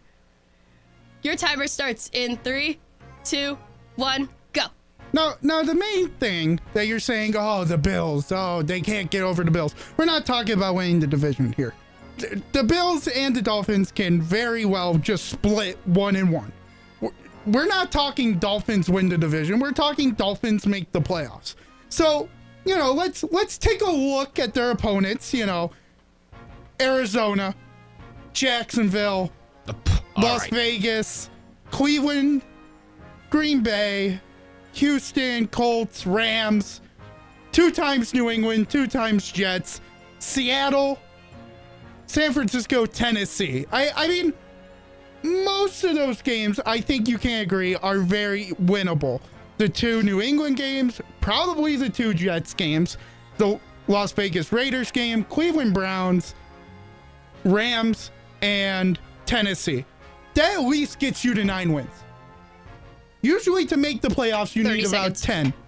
So the Dolphins have the weapons. They have the offense. They have the defense. They are an offensive juggernaut. We saw Tyreek Hill and Jalen Waddle and Tua just throw the ball wherever he wanted. And you have Achane Moser in the backfield. I feel like there's going to be very little to stop this team from making the playoffs, no matter how dangerous the AFC is. All right, 5 seconds left on the clock. I'm gonna need a jury on this one. I don't know. Just tell me what you heard from them so I can make a decision. I don't know. It was a bit wishy-washy. I know. On both sides. I agree. I feel like Emma just brought a little too much bias into it, especially by saying "Go Bills" at the end when talking about why the Dolphins aren't going to make the playoffs. I gotta support my claim. I think that, yeah. And then Dan, I'll be honest. You read the opponents, and I was going through my head. And you said that they're going to take 2 away from the Jets. And you said the Rams is an easy winnable game. An easy win. I think the Rams are insanely underrated. Not the same. But Matt Stafford's an elite quarterback, so. Yeah. I don't know. I'm gonna pick you, Dan. You won this one. 1-1. But do better. Both do of you. better. Damn. All right. Let's get the next Let's see 2 if in Frank here. is the judge for the 4th time in a row. No, Frank's actually a lawyer this time. Thank God. Frank is a lawyer. I'm gonna say like pineapple belongs on pizza. And you will be facing Mr. Justin Bachman. Oh, Ted Bear. And I will be the judge. Oh God. Frank, this is for you. You will be for the topic. 4, okay. And the topic is, I haven't even looked at it, but it's Alex's top 10 QBs. I wanted to put that in there. All right, let me list them off. Oh God. So you gotta be 100% for this list. So for context, oh my! Alex and Spike were having a crazy debate last night over the top 10 quarterbacks in the National Football League in our group chat. And if Spike was here, this would literally be Alex versus Spike. I'm gonna have to write this down. All right. So you guys ready? At one, I got Mahomes, pretty obvious. Then 2, Josh Allen. 3, Joe Burrow. 4, Lamar. 5, Justin Herbert. 6, Matt Stafford. 7, C.J. Stroud. 8, Dak Prescott. 9, Jordan Love. And 10, Trevor Lawrence. Who's forward again? Me. Frank is 4. Frank is 4. Justin is against. Should we give him a little more time on this one? Yeah. And maybe like 2 or 3 minutes instead of a minute 30. We'll do 2:30 this time. 2 minutes 30 seconds. 2 minutes 30. We'll up it a minute. I don't know how to debate this. My God. Hang on, wait. I gotta find like an actual written out list. You can do like if you like. How about you should maybe have Dan go first and then he can like in order he change or like a snub and then you can kind of debate based on I'm that. the judge. Oh, you're the judge. Oh, Justin. My bad. My bad. I would say maybe have Justin go first and he can talk about like what he'd want to move up or down, and then Frank has to defend why he'd keep it at that. Goodness. Where is this? Is this your list? Where's your list? Oh, it's on my phone. Oh, okay. Here, let me see it. I wrote it down. Yeah, since he I'm a wrote it genius. down. Yeah. I This is wrote more it than top down, I'm 10, a but that was genius. just what the top 10 yeah, okay, my phone's glitching out. There we go. Phone was wigging out for a second. All right. Justin, are you ready? Yeah, I can do this. All right. Just the top 10, but you can name snubs or whatever. All right, cool. Timer starts in 3, 2, 1, go. All right, so I will wholeheartedly agree with your top 3 in Mahomes, Allen, and Burrow. I'll take that order. I might slip Joe Burrow ahead of Josh Allen. I might, but I'll take what I can get there. I do think Lamar Jackson is one of the most overrated MVPs of all time. I don't think he is just a great quarterback. I think he's a fantastic playmaker. I think he can run the offense well. I think he does everything that he has to do, with the exception of just being a pure passer. He's never been a pure passer. He can throw a decent deep ball, and he can throw a little bit in the short to intermediate, but it has to be over the middle of the field. He's not a very good sideline ball guy. I don't know if I'd slip him in at 4. I'd probably put Herbert in front of him. I would absolutely put CJ Stroud in front of Matthew Stafford. Matthew Stafford is old. He's on the decline. He's been riddled with injuries. I get that he's still good, but saying he's a top 6 quarterback in this league is a little crazy to me, especially when you got guys that are younger than him and have already proved that they can be miles beyond miles ahead of him in this upcoming season, like CJ Stroud. So I think my order at the moment would be Mahomes, Burrow, Allen, and then I'd go Herbert, Stroud. I'll throw Jackson in at 6. I think Dak Prescott is all right to throw at 7, 8. I kind of agree with that, with Dak at 8. I don't know. I've never really liked Dak Prescott. I do think Dak Prescott. Actually, no. I take that back. Jordan Love is absolutely better than Dak Prescott. And I do think Trevor Lawrence is better than Dak Prescott, but that's a little bit of bias there, so I'll leave him at 10. So if it were me ordering this list, I would go Mahomes at 1, followed by Burrow, Allen, Herbert, Stroud, Jackson. I'll say Prescott, Love, Prescott, Stafford, Lawrence. All right, got 10 seconds left on the clock. All done. No love for Jalen Hurts. Damn. Nah, Jalen Hurts is bum. It's a goal line fiend. Okay, Frank. You also have 2 minutes, 30 seconds left on the clock. Beautiful. The time starts now. All right. Well, Justin, I just want to thank you for reiterating the point that the top 3 are perfect. I'm not moving them. Patrick Mahomes, number 1. That's undebatable. 3 Super Bowls. 2 Pete is MVP in running every year. Patrick Mahomes, number 1. Josh Allen, number 2. Always interceptions aside, he has made the playoffs every year of his career.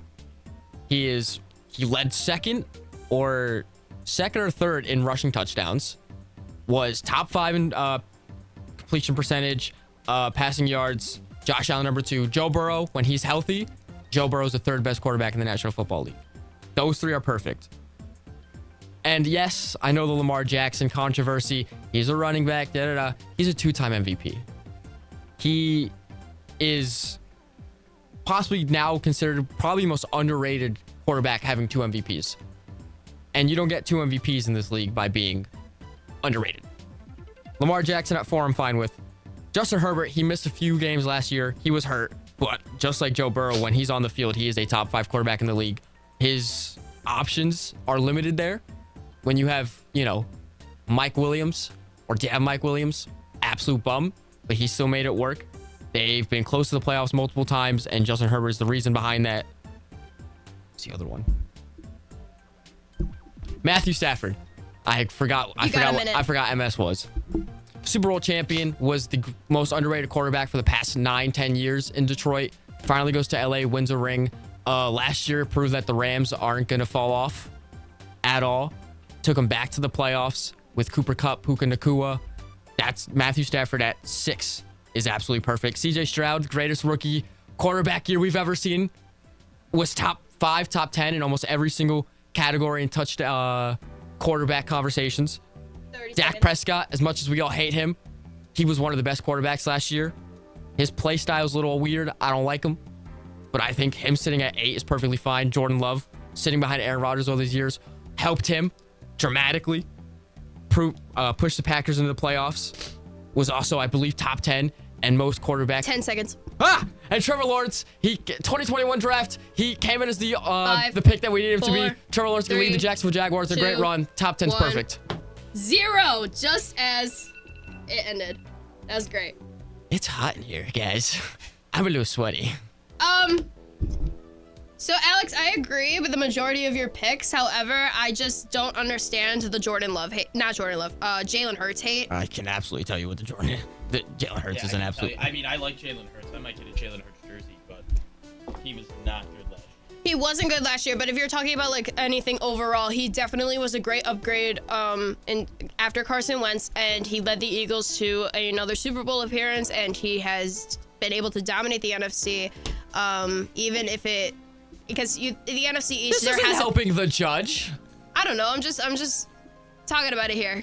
I'm just over here thinking like couldn't win the bowl though, so he's not better than Nick Foles. Where's Jalen Hurts? This isn't the game. Get back on task, Emma. One thing I gotta say about Justin is I think that's crazy that you said that CJ Stroud last year was miles better than any year Stafford's put up. I think that's absolutely ludicrous. I think Stafford last year might have honestly been better. I think Stafford last year was better than CJ Stroud. That's why I had him above there. He had a worse situation. He was relying on a 5th-round receiver and another receiver riddled with injuries, a no-name running back, and an offensive line who the year before was awful. I mean, they played better. And the no-name running back that you're referring to is Kyron Williams, yeah, aka top 3 in rushing yards, number 2 in touchdowns. Did you hear about him the year before though? He came out of nowhere. It doesn't matter. It doesn't matter if I heard about him. He's great. Okay, here let me just say this real quick. If anyone would have told you before the season that his best receiver Cooper Kupp would have missed most of the year due to injuries, would you have said they would have been anywhere near the playoffs? You probably would have thought they went 4-13, 5-12. And they went all because of one player. No, I wouldn't have said that. But one player doesn't make you lose 8 games. But were you gonna? Did you expect the Rams to make the playoffs last year? After the year I expected him to contend. Okay, and then when Cooper Kupp went down before the season, did you think that was going to hurt them? I think it was going to hurt them. Yeah, absolutely. Did I see that their defense is still great and they have weapons outside of Cooper Kupp and Matthew Stafford, who is in my opinion a top 10 quarterback, and I think he can make it work because he made it work in Detroit for so long. All right, Alex, as your lawyer, I'm going to have to ask you to stop because I think we're losing here. Dan. Yeah, Justin, I don't like, personal bias, JA at 3, but it's understandably so because Burrow has beaten him at least the past 2 times they have met. And I do like the rest of your list. Frank, there were some things in your argument that you kind of misstated. Josh Allen did not make the playoffs every single year of his career. I didn't say every single year. Yes, you did. You did, and I'm have special the report. and gifted. Leave me alone. That does not matter in the court of law, or in the court of the Blitz. And Alex, get a little aggressive. Maybe could have held him back a little bit.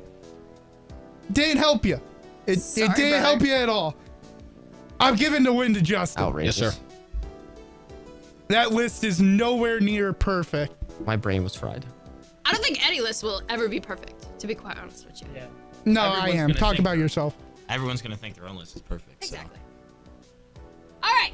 Yeah, the fact that Jared Goff is missing from the list is... The next I case. don't want to say it, but I'm mad at you for that. Oh, yeah. Jared Goff belongs on this list. We already had this debate. I know we think did. Jared Goff is insanely And overrated. we'll have it later, but Jared Goff belongs I think on the he's a good my game God, managing not the quarterback. Batman voice. You want to make you really upset? You want me to tell you where I put him? 16. Oh! That's outrageous. I hate being your lawyer. You know who's right below him? Frank? Baker. Yeah. Yeah. Yes. I do have him ahead of Tua. Thank you. That makes you feel better. I actually feel better. First lawyer, Emma Nosby. Okay, redemption time. Second lawyer, Justin Bachman. Ooh. I gotta pick a different take. Why? Is that your take? Yeah, it's mine. You can still debate your take. You just can't judge it. Well, yeah, okay. I mean, I could, Wait, but I if- don't I'm want to judging. I don't want to go against. Nah, my do own another take. one. Do another one. I was about to say. Just pick one. Just I don't pick wanna- another. Oh, so he doesn't have to go against it. That's fair. And then, Emma, this will be for you. I am judge. And Emma, whatever the topic may be, you are against it. Oh, damn it. Okay. Oh, wait. Then never mind. What? We can use mine then. Oh. I just didn't want to go against my own. Oh, okay. That's fine. All right. So, the Back topic. to a minute 30. The topic that I have. What's up? Back to a minute 30. Back to a minute 30. Is that Mike Trout is one of the most overrated players in baseball. Oh, I don't know baseball. Hang on. I gotta look up his stats. Hello. Please hold. Oh. I'm gonna kill him. I said one of. I'm gonna murder him. One of. I gotta look up his Not stats. Hold on. the, Please hold. Please hold. but one of. Please hold. Oh. Please hold. What? I don't know baseball, so I gotta look up his stats. No, it's not you. Yo, You're fine. It's not you. It's Yo, not you. we should give it to somebody that knows something about baseball. No. We spun the wheel. Emma, I want to hear what I want to see The wheel Emma's has reaction decided. to who Mike Trout is, and then let her handle it. And remember, you and Alex are the jury. Oh, absolutely. All right. So- I guess I have to take the bias out of this. This is gonna be hard to take the bias out of this because that's one of the most ludicrous things I've ever heard in my life. Woo! Yeah, Emma, just look at his career stats and accolades. One of the most overrated players in baseball currently. You know, Justin, do you that's all you want to said. Currently. go while Emma is researching? Sure. Yeah, please. All right, hang on. Let me throw up a timer real quick. Blah, blah, blah, blah, blah, blah, blah, I'm blah, angry. All right. Now you're spicy. I'm upset. Oh my god. Let me rant for a second. All right. We got a minute 30. 1, 2, 3, go. All right. My big thing here is, yes, I will give that he's probably had one of the best careers in baseball history. I'll 100% say that. What I won't say and what I won't stand for is that in the past 3-4 seasons, Mike Trout is as durable as a red hot piece of plastic. He's as durable as a wet paper towel. And he hasn't been able to put up consistency when it comes to the amount of games that he plays, and everybody still talks about him like he's just that guy in baseball right now. I do think that he is good. I'm not saying that Mike Trout is bad by any means. I will never say such a thing. I do think he's a great baseball player, but I'm not going to sit here and still say that he's I won't say he's a top 10 player in baseball right now. I don't think I can say that. I might debate him top 15, but the durability concerns, the constant riddlement of injury, the inconsistent play when he is in because he's fighting through so many things. He's always fought through things. In the past 3-4 seasons, he's just been fighting through it, and more power to you. If you want to fight through it, fight through it. But at the end of the day, in my opinion, it's riddling your legacy a little bit. I do think you can go down as one of the greatest players in baseball history. I do think you can do that. But it's getting to a point where injury is just a constant concern, and I'm sick of hearing the Mike Trout glazing when he doesn't play that much anymore. And that's my time. Very fair, very fair. Emma Nosby, are you ready? I think so. All right, 3, 2, 1, go. Okay, you can say that about anybody, but let's talk about just the fact that Mike Trout has been on the exact same team, the LA Angels, mind you, his entire career from 2011 all the way up to here. That is probably an impossible feat to do, especially in the MLB.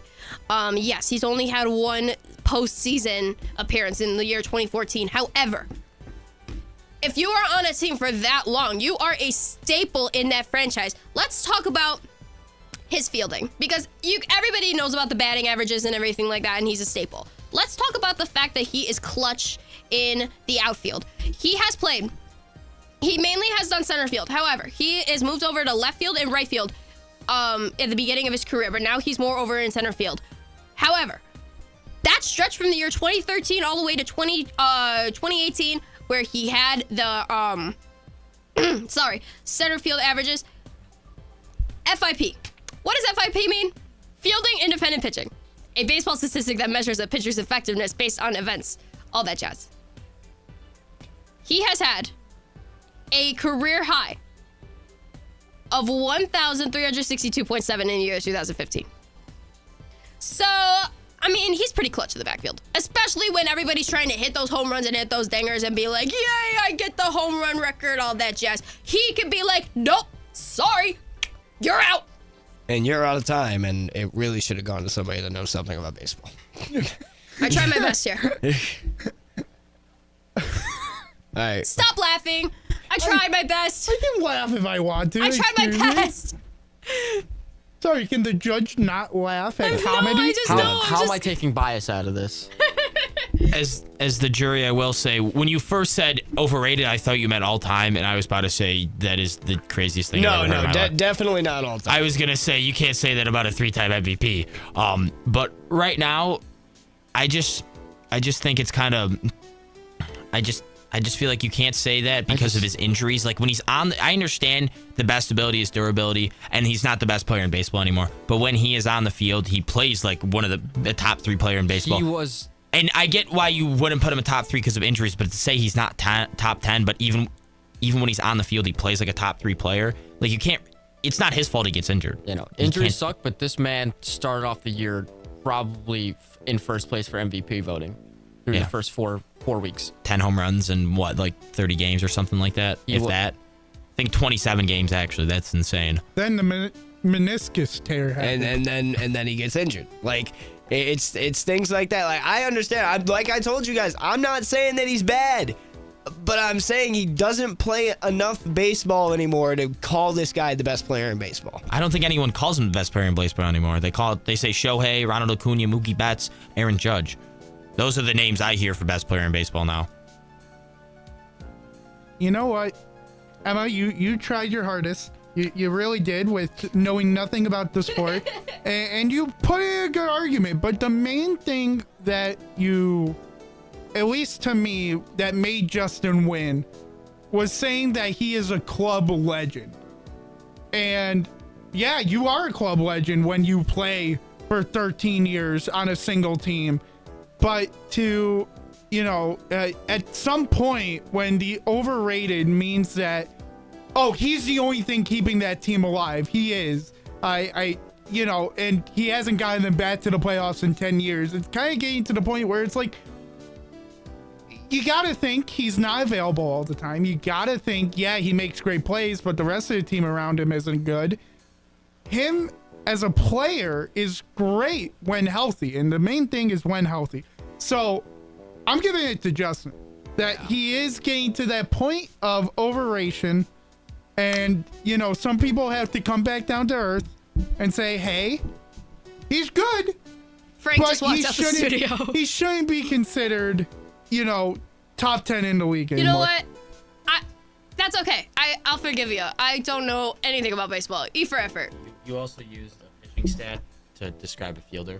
Listen, that's what it showed on the thing. I'm sorry. FIP is a purely fielding independent pitching means how good you pitched minus the fielders. Why is he showing the stats in? Yeah, no, FIP is a pitching thing only. It's a pitching stat. Yeah. No, I know. That's what I heard FIP and I go. Yeah, I was like, oh no. I'm sorry. And then once you went, all the robberies, and I'm like, oh. I mean, he is a good fielder, but just that's not the way you use it. I know. I'm sorry. I'm sorry. Emma, you killed it. Thank you. First Tried your lawyer, best. Frank the Tank Lopez. Oh, Jesus Christ. My brain scatters. Second one's Emma Nosby. Oh, yeah, reception. I'm gonna kill you. Oh, she's gonna get I think she put like an Ariana Grande question in there. And I actually didn't. You know what? I don't want to be judge again, so let's give it to Justin. Dead bad. Let's give it to Justin. All right. And then Frank, you will be against the topic. This is kind of a contradicting topic. It's kind of confusing, but the topic is Tom Brady, while still being the GOAT, is overrated. That was mine, and let me explain real quick. I still think he's the GOAT, but I think people who say he's miles better than every other player, I think that's crazy. I think it's close. I still say he's my GOAT, but it's close between like Peyton Manning, in my opinion. That's where I say people who say he's the undisputed best athlete ever, I think that's absolutely crazy and overrating him. That's kind of what I mean by that. I think he's still the GOAT, but I think it's very close. Thank you for the elaboration there, Al. All right. So I'm gonna have. So I have to defend my GOAT. Yes, you do. You have to say that You're going he is against. miles above players. Miles. He's the greatest of all time. Oh, Let me pull up accolades because I forget how many he has. Emma, do you want to go first this time? Okay. I found a Quora post that I think will definitely help. 3, 2, 1, go. All right.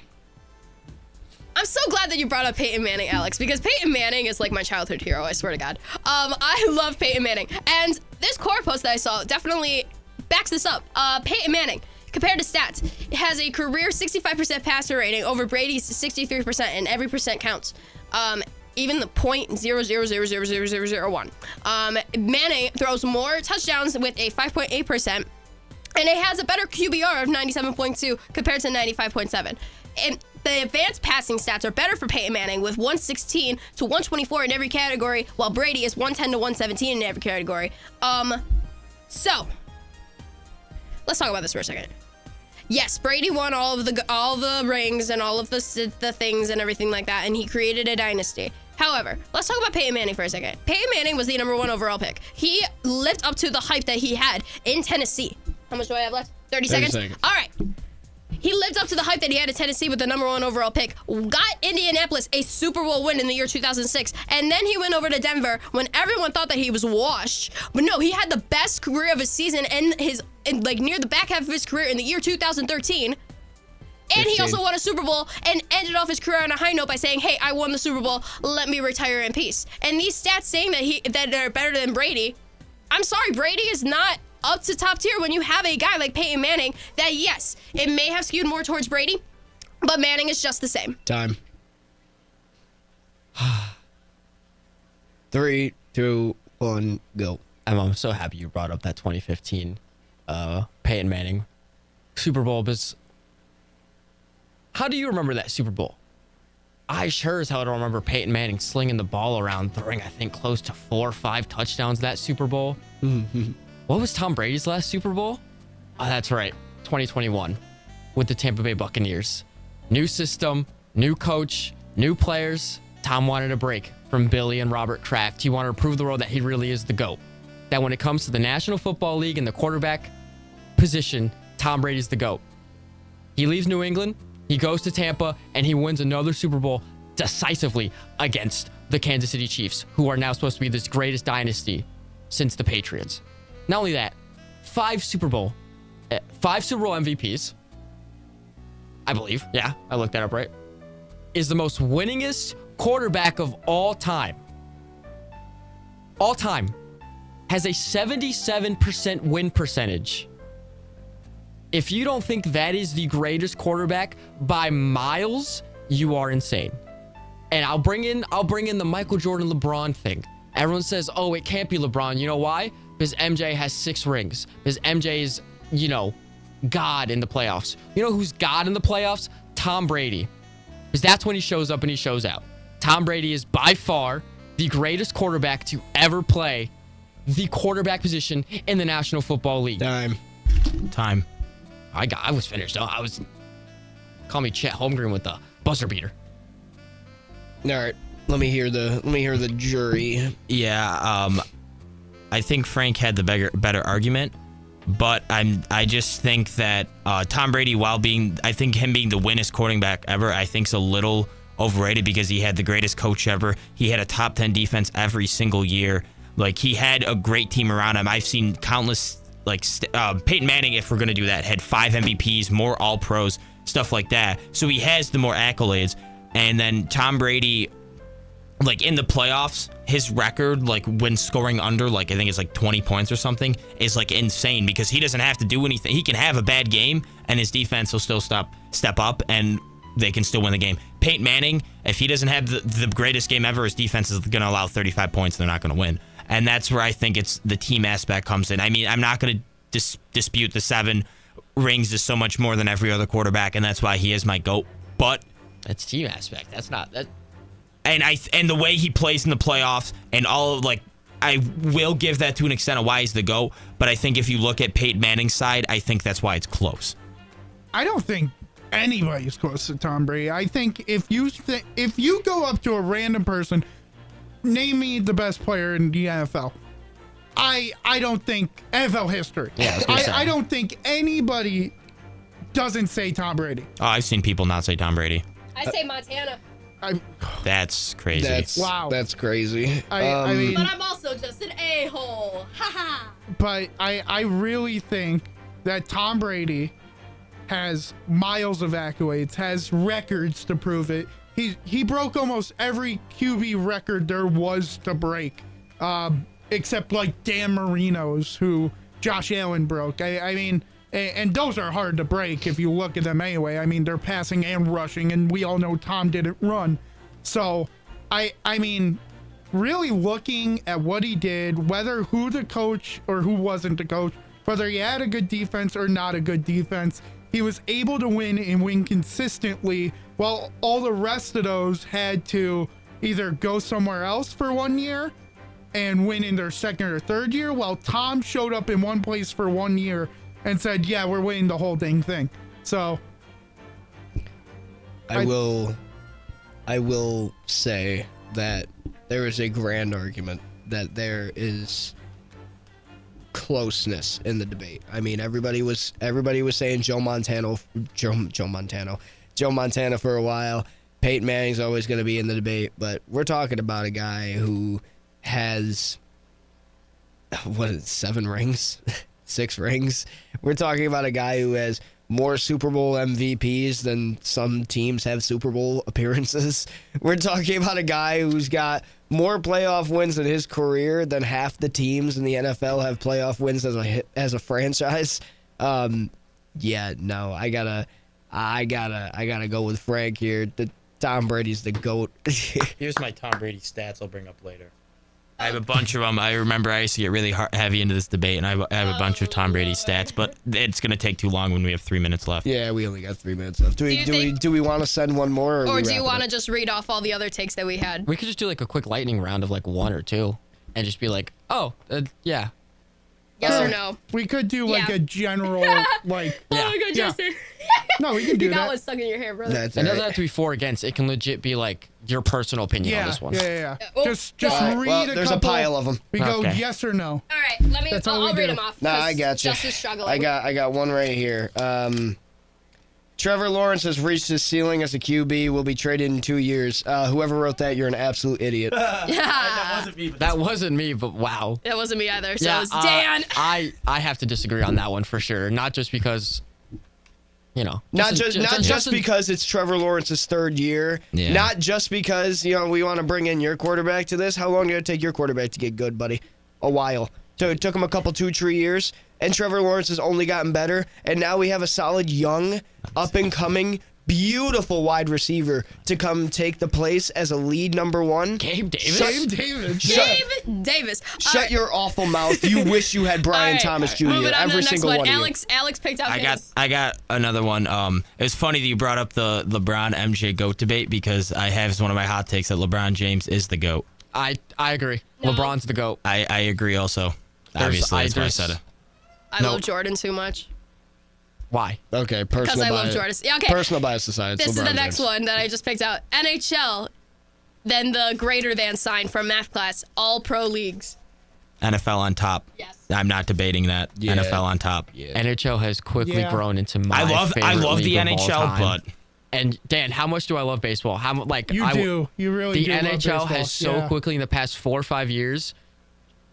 It's my favorite thing to watch. Part of that's also because Florida's been really good, so you have your team to root for. I mean, yeah, but also not just football's always been on top for me, even when the Bills are trash. The game of hockey, I think, is just my favorite thing to watch. I love hockey. I love going to game, but nothing compares to football for me. I got a great one. The palm tree should become the WBNY mascot. I agree. Yes. I agree. Yes. The palm tree. The palm tree. inflatable palm tree that we have. Yes. This is a dumb show. I put one that I want to really debate on, but it's the Houston Texans will have a sophomore slump this year. I mean, I'm biased, but yes. All right, my next one was that. My next one is that the Bills' offense will be better than it was last year. Yeah, I picked that one. No. I like it. I think Josh not having to force targets to Diggs. I think he's going to spread the ball around more. I think the run game's going to be better. We're going to have a full season under Joe Brady and not Ken Dorsey, who was absolutely terrible. I didn't even think about forcing the ball to Diggs. Yeah, that's a good point. And the receivers are much deeper this year. Matt Collins, Justin Short, or KJ Hamler are so much better than Trent Sherfield and Daquan Hardy. Curtis Samuel, baby. I have some non-sports related ones. 2 of them, actually. The first one. Better be quick. Regular Show is the greatest Cartoon Network show of all time. Wrong. And then the second one is Guardians of the Galaxy is awful. What? Agreed. Who wrote that? Me. You. Regular Show, honestly, I would choose Adventure Time. That's also wrong. But what? Greatest Cartoon Network show of all time. Regular Show. I say Adventure Time. I was more of a Disney Nickelodeon. I don't watch too much Cartoon Network. You missed out on Regular Show.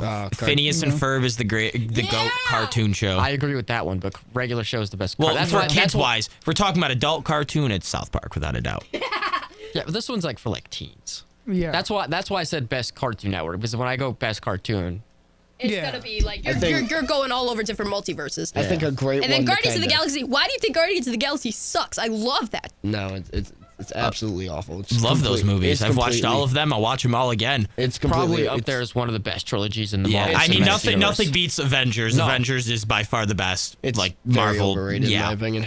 Guardians of the Galaxy. I think Chris Pratt is so good. Yeah, no, I mean, yes, Chris Pratt's amazing. I love Chris Pratt, but the entire everything about it, it never clicked with me. Never I got thought it was a good story. They're so well written characters. The And then, stories in it are great. Like the daughters being related to it being Thanos' daughters, to tie that in with the Avengers, I thought was really cool. Brother, maybe I let's gotta not forget rewatch about the soundtrack. It's so good. Soundtracks are great. Guardians 3 legit made me cry. I don't care. Yes. I'm a man, but I'll say it. Seeing a raccoon, Period. seeing an otter hugging a raccoon, and then seeing the otter die made me cry. All right, before we sign off on the last show of the semester, let's not forget, people, that Anquan Bolden is the best wide receiver ever in the National Football League. You mean linebacker? Her Anquan Bolden's son goes to UB, plays basketball.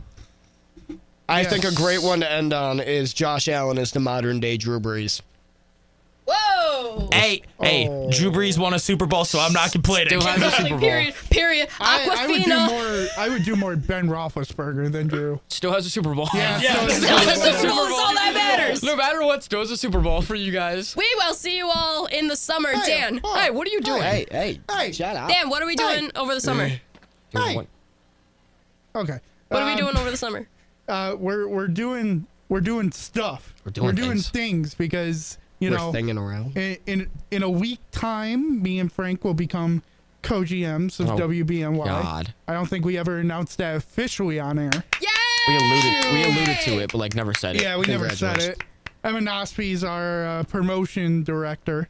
So that's me. Hope you like seeing her face on TikTok, Instagram, and everywhere else. I have great skin, so it's all good.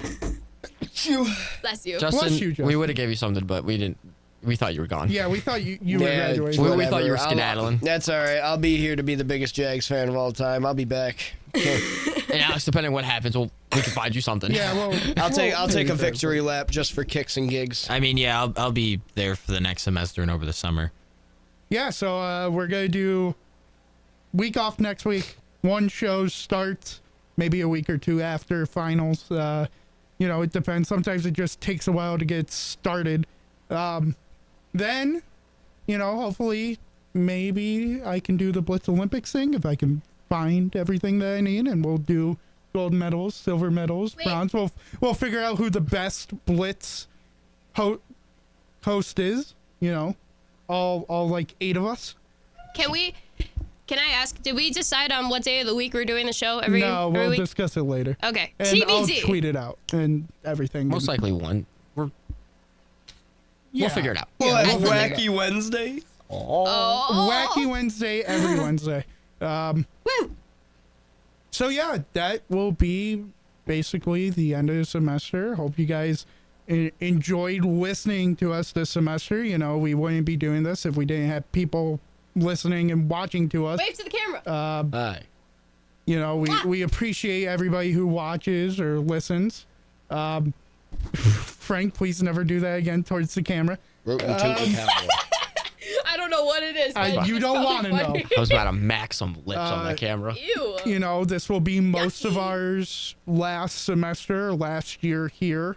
After this, you know. This is I'm now officially on my last semester. There you go. Oh. So is Justin. Mm-hmm. And then Alex. Is this your last semester? This coming up one in the fall, yeah. Right. Me. Oh, wow. 3 of us are done? After 1 semester, yes.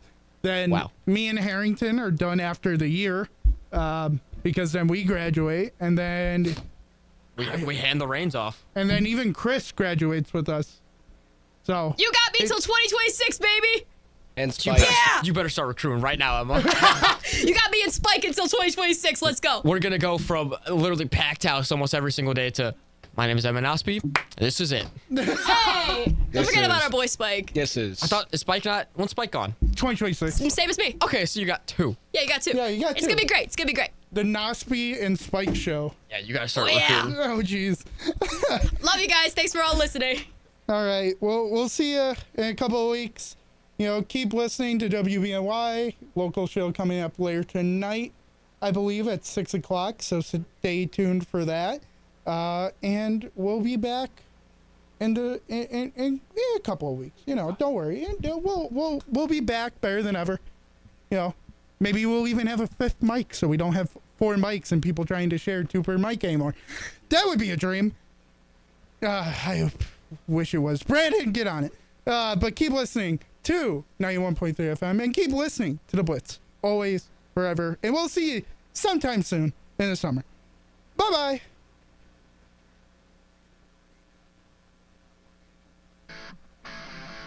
You can follow me on X and TikTok. I post daily at jbach22.